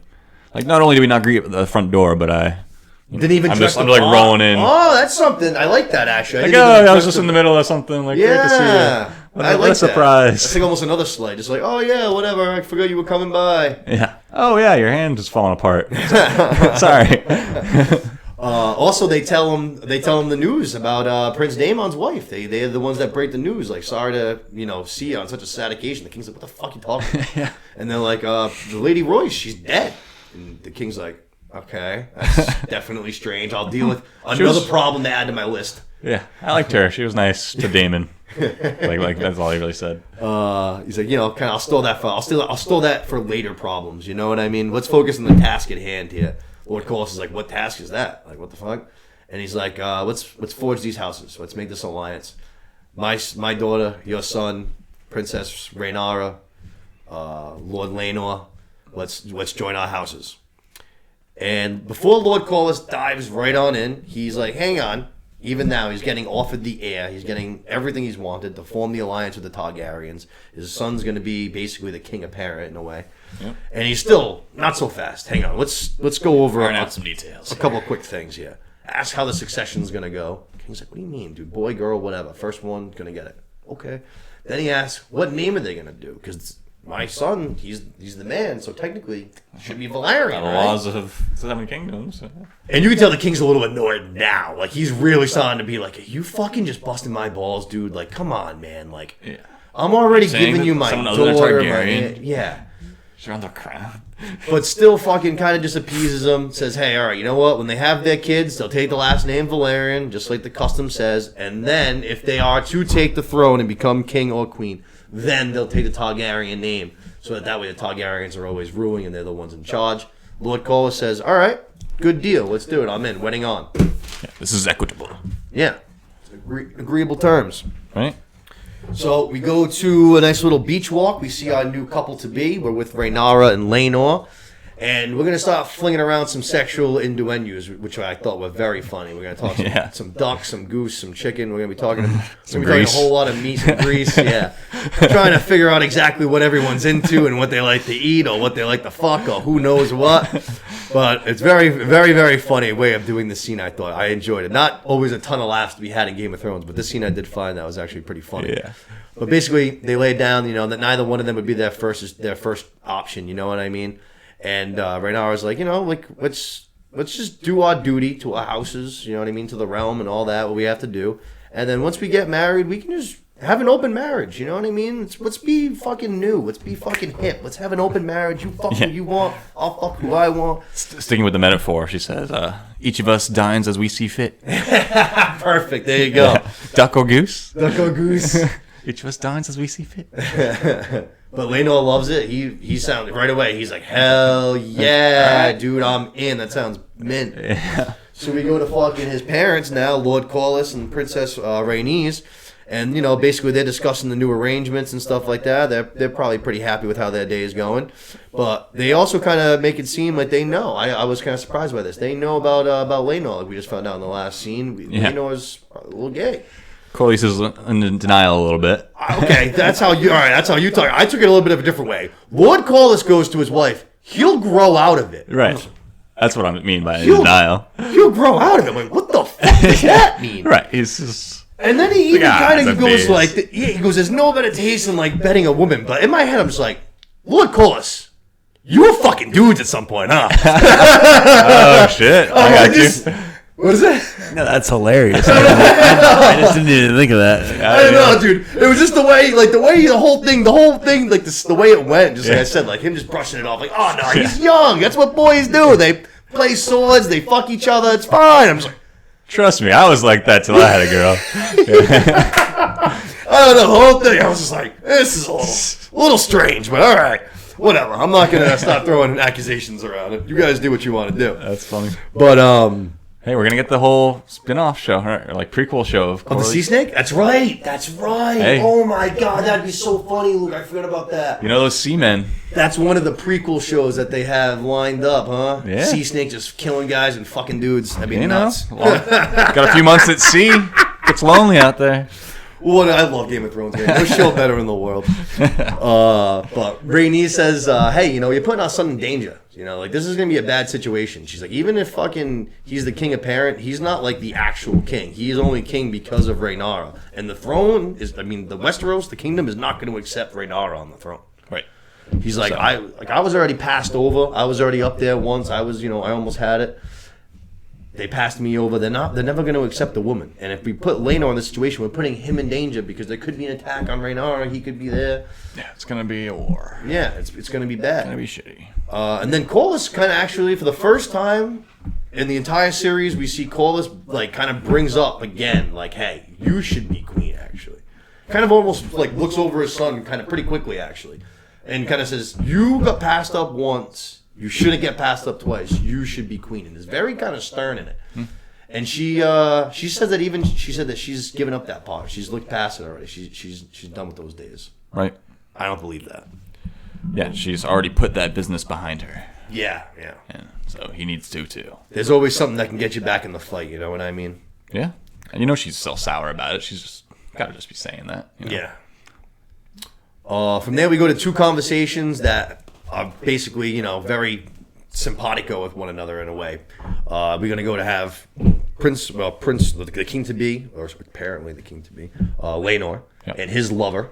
Who's Joffrey, hilariously. No fucking way. How did I miss that? Huh? His name is Joffrey? Goes by Joff. Oh my god, how the fuck did I miss that? I had no idea this twat's name was Joffrey. Yeah. Oh my god. I literally wrote him down as the lover in all my notes like 50 times. That's so funny. It's Joff. That's fucking crazy. Oh, I love that. All right, so Laenor and fucking Joffrey 2.0.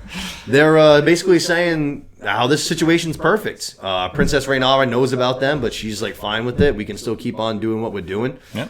He goes, this is perfect. This is everything I was ever fearful of. I don't have to worry anymore. And then he says, basically, I want to be a sworn protector, and that way I can stay close to you. I can watch you back. I can watch you back. Yeah. While you...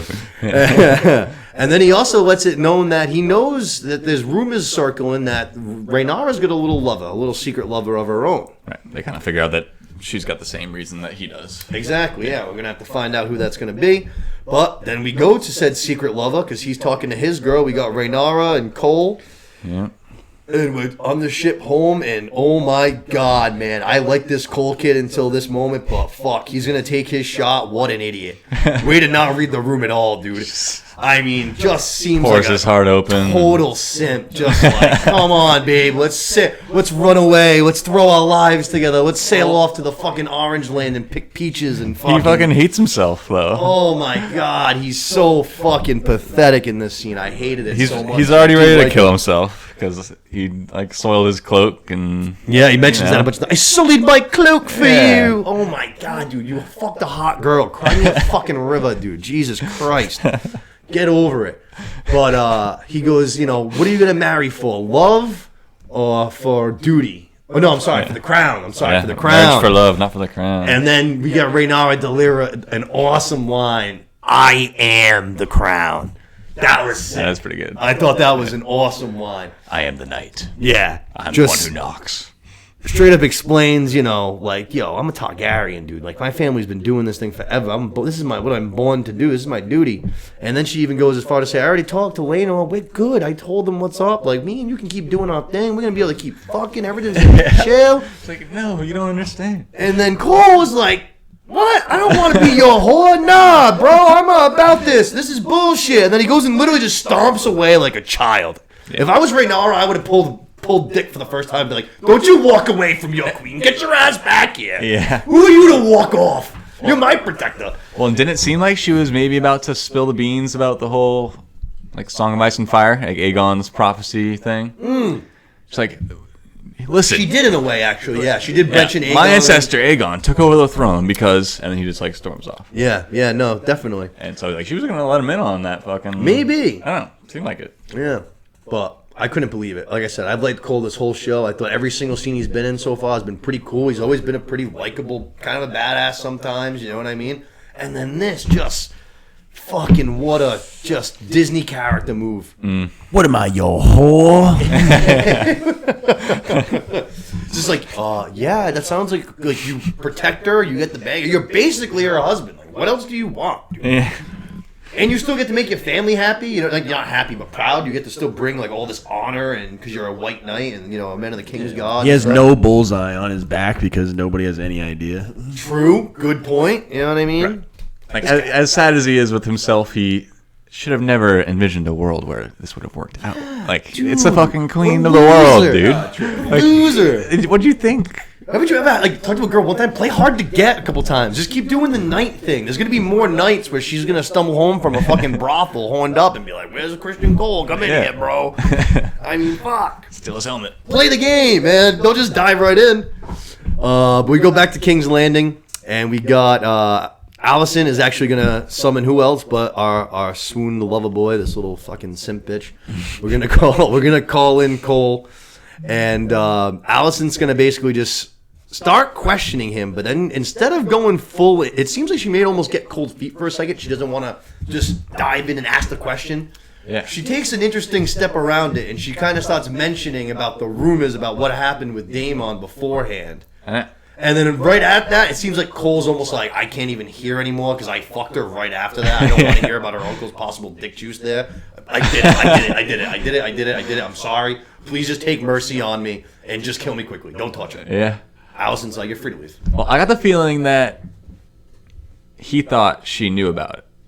Like, Allison? yeah, when she left off, like, then she was she left with, right? And she tells off. She's like, "Oh fuck." It was a weird way for because, like I said, I know she starts direct. Yeah, we breach our, our promises and. Yeah, right. So you guys are young. I think she's like. So it seemed like she was calling him out squarely. People, like things happen, and you get swept up in the moment. Right. But you can't get swept up in the moment. We talked about this last week. When you have to take off 127 pieces of armor and it takes 3 hours, there's no getting caught up in the moment. There's 50,000 moments that pass where you're not swept up. You're choosing to do this. Yeah.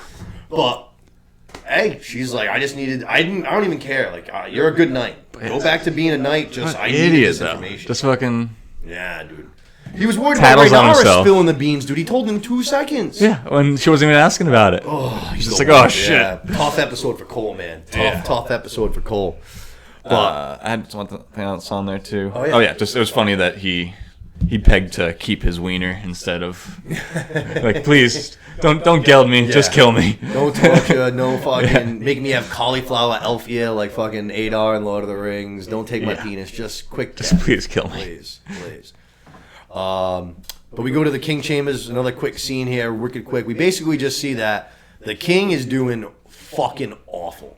Like really, really bad. We're going to be getting some leeches ready, which sounds like something I don't want to see, which sounds really brutal to watch after the maggots was already gross enough. Leeches. Yeah. But then the king just seems like he's starting to think that his time might be coming to an end because he's just like kind of doing that last talk kind of shit. Like, how am I going to be remembered? How is the people going to remember me? They're going to sing songs about me. Yeah. Which as he's tripping on Milk of the Poppy. Right. Falling asleep on his heroin trip real quick. Yeah. Get that vibe where he's starting to think his time's getting to an end. You know what I mean? He's starting to panic. Yeah. Midlife crisis or like late life crisis. Yeah. Shit. Lord Strong's there again, though, to kind of comfort him. You know what I mean? Give him some good words again. He's always there. You know what I mean? Yep. Another thing kind of coming up on this scene is some people are starting to get sketched out by the maesters. Oh, yes. About so, the decision making. Yeah. Which you can't trust these guys. They're from Old Town. You don't know what's going on. You know right. They're Old Towners, and obviously the number 2 in command had some very different ideas from number 1. But number 1's like, nope, only leeches. It's always worked the best. Good call. Yeah. And then these maces might be up to no good. The leeches have nothing always like that worked in the books. Yeah. But yeah, so Orwyle is the younger guy. He's the darker skinned young guy who wanted to use the poultices. Okay. And so he's... Yeah, he made it sound like they were almost like new technology. Right. These new updated leeches, they're the best leeches around. Yeah. They suck the blood 2 times stronger than your ordinary leech. Put some leeches on my belly, suck the fat right out of me. Middle Ages liposuction. Let's go. Yeah, for real, huh? We went to that. From there, we went to that quick little scene that we actually mentioned at the beginning of the episode. Basically, it's there. People are just arriving. People are now arriving for the wedding, for the the week of festivities. Yeah. But it was cool. We see all the ships from the Driftmark making their way in. True Black Dragons, sails. the Black Sails. Yeah. People are arriving in spades. But it was very, very cool visual. I like that a lot. Yep. And then it's time to get to the wedding where we're gonna things are gonna pop off, baby. It's wedding time. A lot is gonna happen in this scene. Got some grand entrances starting off. We have a lot going on. So we start. Guests kind of start arriving. They're greeting the king. Oh, we got that time. Let's see if Los can do it. First time gonna do it himself. Come on, baby.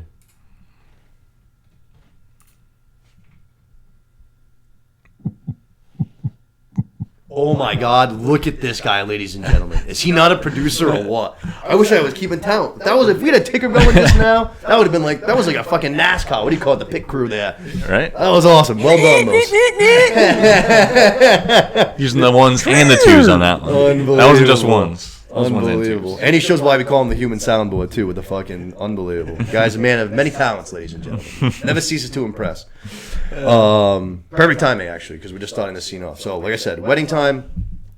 Guests are arriving.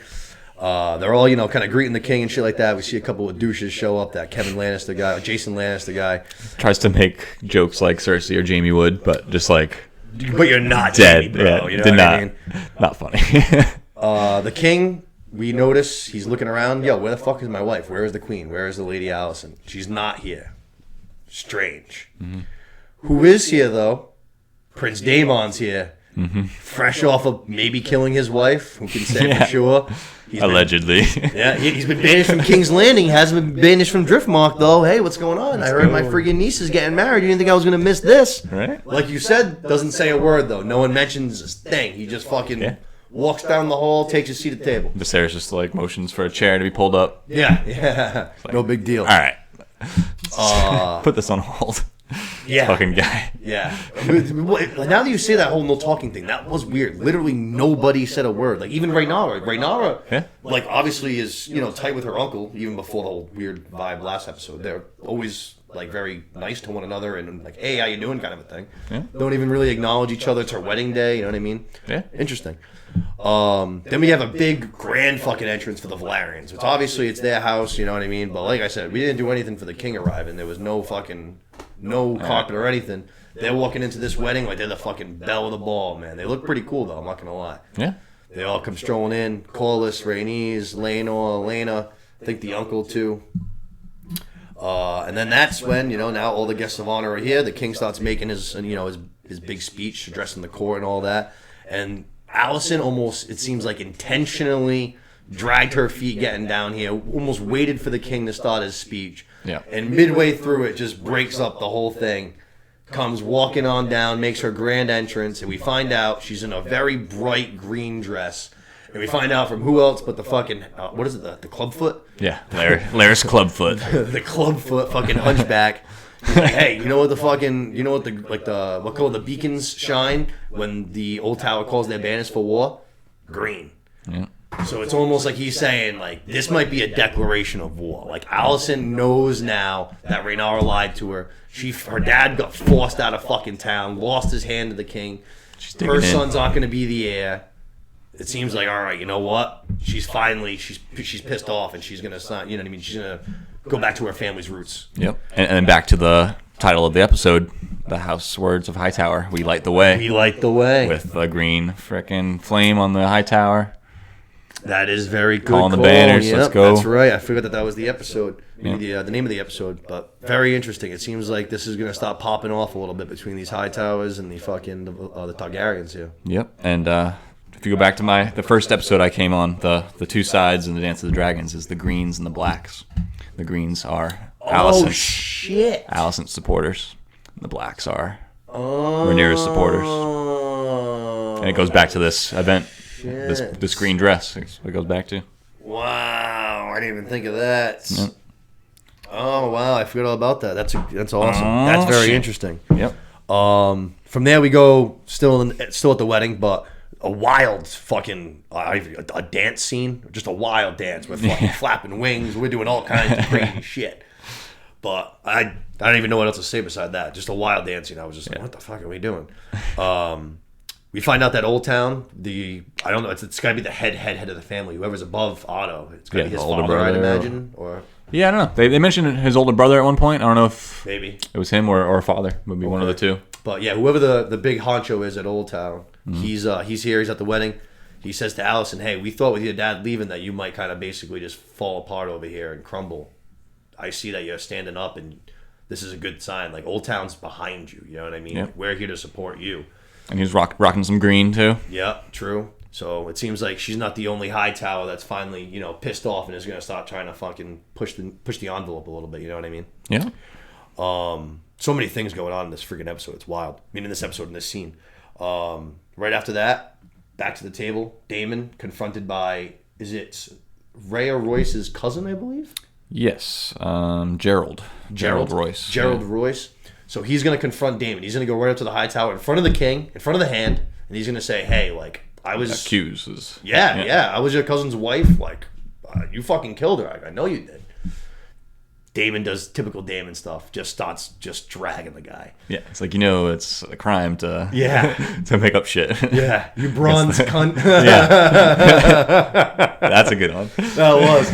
And then I guess I don't know how Mr. friggin' Royce just didn't even think about this, but Damon's like, hey, me and my wife, we didn't have any kids, so that means that she was heir to Runestone. That means that Runestone's mine now. And he's just like, you can see the guy's like, oh fuck, I didn't even think of that. Like, shit. And just almost like runs off. Like, shit. Right. Just tucks tail and runs. You know what I mean? And when he introduced himself at the beginning of that, he's like, of Moonstone. Like, he's very proud of the fact he's the Moonstone guy. Yeah, true.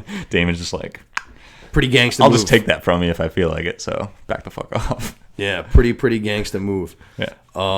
He gets right off of that chair, and it seems like this happens a lot. It seems like when he kind of starts to get going, he can't stop himself. Like, once he catches a little bit of fire, he just heats up.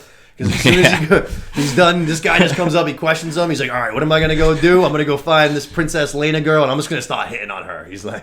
She likes dragons. I got one of those.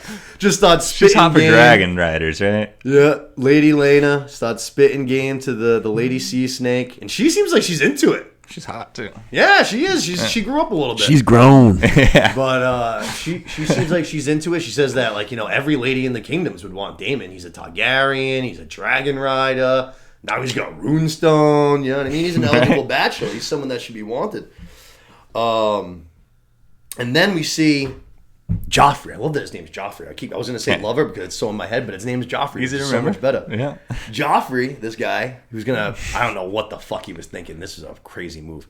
He's going to go up the coal right He's in the so middle sure. of this wedding. Yeah. Like, how does he do that? Sure. Wild. And he's gonna go right up to this guy of the King's God, and he's gonna be like, "Hey, I know you fuck. I know you fuck the friggin' heir. You and the queen, or you and the queen, you and the princess. I know you guys are banging. Yeah. I bang him, you bang her. It's all good. I'm banging. I know. She knows. He knows. I know. Everyone knows. It's all good. But as long as only we know, it's good.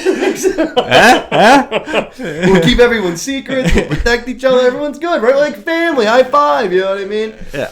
And Because if we didn't keep the secrets, it'd be bad. Yeah. It gives it that kind of shitty blackmail-y tone at the end, I felt like. Yeah. Basically just kind of like, walks off or whatever. And then Damon's going to go over to Rhaenyra, and he's done with the Lady Lena now. He's going to go and kind of confront her. Right. And it seems like he's kind of fired up. He seems like his tone of voice and everything, he seems pretty fiery. And he's like, hey, like, are you sure you want to fucking do this? Like, Leno's a good kid. I fought with him. You know what I mean? They won the Stepstones together. So it seems like he doesn't have like any like real animosity towards Leno. It's not about that. Right. It seems like he's like, do you want to marry this kid? And I love this. Rhaenyra's just like, dude, like, if you want me, just fucking take me already. She goes like, cut down my father's king's god. Yeah. Take me to Dragonstone, wed me, make me your wife. And I was just like, okay. Yeah. You know what I mean? And it fucking caught him off guard David, again. my bad. I thought, my fault. Nick's in the living room like...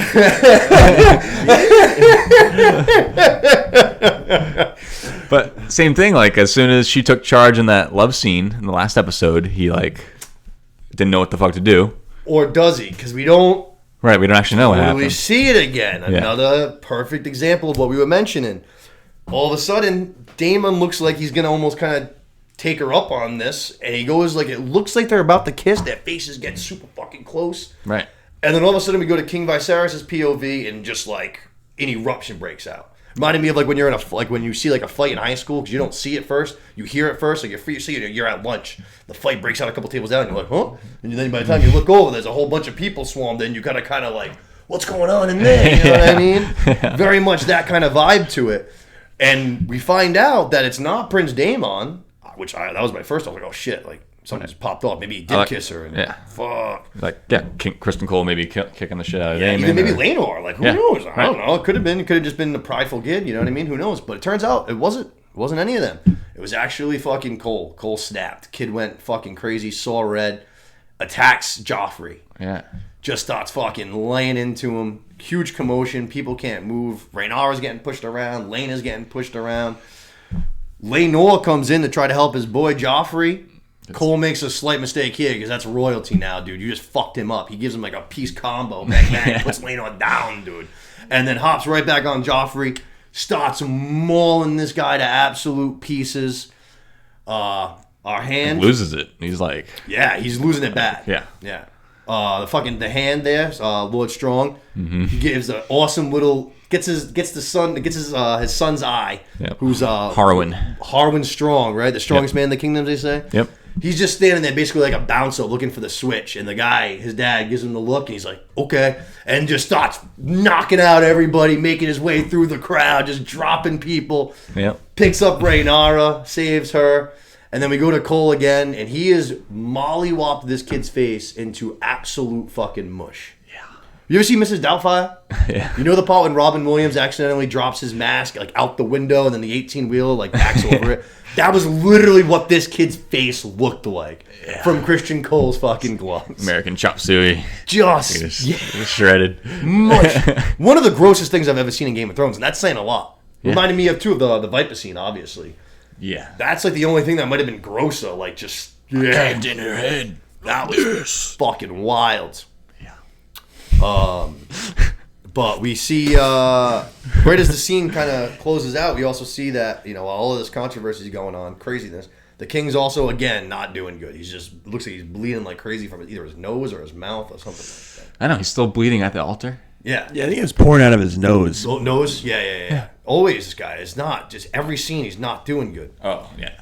I thought you said Laenor. Viserys bleeding from his nose. So yeah, that was like how it kind of closed out. It's like after all this controvery is closing out kind of. Yeah. Him and he's like coughing. New issue. Yeah, right. It's just like, dude, what the fuck? This guy's literally falling apart. But between the fact that he's probably dying, like we keep saying, and the fact that this wedding just seemed like it caused up World War III, he's like, all right, fuck this whole 7 days of festivities and games and tournaments. We're getting married right now. We're diving right into the thing. Laenor's still like crying over his boy Joffrey's mushed face. He's dead as shit. He's still like, I'll marry you if I have to. Okay, I do. Yeah. I mean, there's a puddle of blood. Yeah, 30 literally like on the fucking floor. They got like 3 cups of his boyfriend's blood just like right there. No shit. And we see, actually, Lois actually pointed it out. Good call. The scenes aren't actually happening at the exact same time because Lady Allison is in both places, which she obviously can't be in 2 places at once. So they got to just have one right after the other. But they film it like they're happening at the same time. Mm-hmm. We see that Cole is basically back at the Werewood, and he is taking off the whole white guard, the King's Guard armor. He's taking it all off. He's basically saying, I quit. And then it turns out he's like, I'm also going to kill myself. Getting ready to just stab himself in the gut, which seems like a terrible way to kill yourself. You're going to bleed out. It's going to take a while. That sounds really bad. Yeah. But who comes over and stops him? Lady Allison. Lady Allison's like, hey, dude, don't do that. Yeah, I forgive you. I protect you. Yeah, very interesting that she comes and stops him. So I'm thinking that now his allegiance, which he was so dedicated to Rhaenyra, now it might be swinging the other way. She knows his secret. She protected him. She didn't torture him. She didn't kill him. Now she's stopping him from killing himself. Seems like his loyalty, his allegiance might be swaying. You know what I mean? For sure. And as awesome of a number one he was for Rhaenyra, I feel like he has an even like tighter bond with Alicent. Maybe. Through all this couple things they've been through. Yeah, maybe. And how much he maybe doesn't like Rhaenyra anymore. Yep. Also, he seems to like really hate her. Salty spurn love. He's a little bitch. He acted like a little. What about your whore?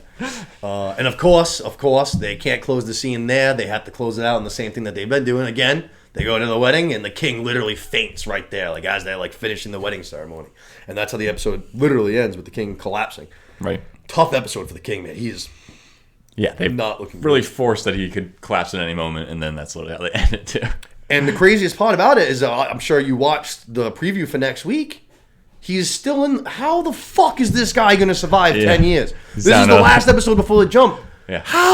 This guy's not going to be anything left. He's just going to be a mouth. Yeah, wasting disease. There's going to be a hair and mouth. Yeah. Just crumbling away. I mean, my God, I can't believe he's still going to make this jump. But that was a good episode, I thought. Fucking very entertaining. Weddings never let down in Game of Thrones. I thought this was another entertaining one. Mm-hmm. Definitely not as bad as some of the other ones, but definitely. You got to have at least one death. Got to have at least one death in the Game of Thrones wedding. For sure. What do they say actually in that first season of Game of Thrones? It's not a real Dothraki wedding unless there's three people dead. Yeah, I think Something so. like I think that. that's right from the books too. That was like Yeah, it is. It definitely is. There's not at least three deaths. Considered a dull affair. Yeah, that's awesome. But and just a couple crazy or cool things to look out to for next week. If you watched the next week trailer, they show that Rhaenyra has quite a few kids. Oh yeah, yep. But also that none of them look like Laenor. Ooh, Cersei Jaime 2.0. Like they all are white boys with like brown hair. Hey. Oh wait, with brown hair. Yeah. Maybe it was Nick.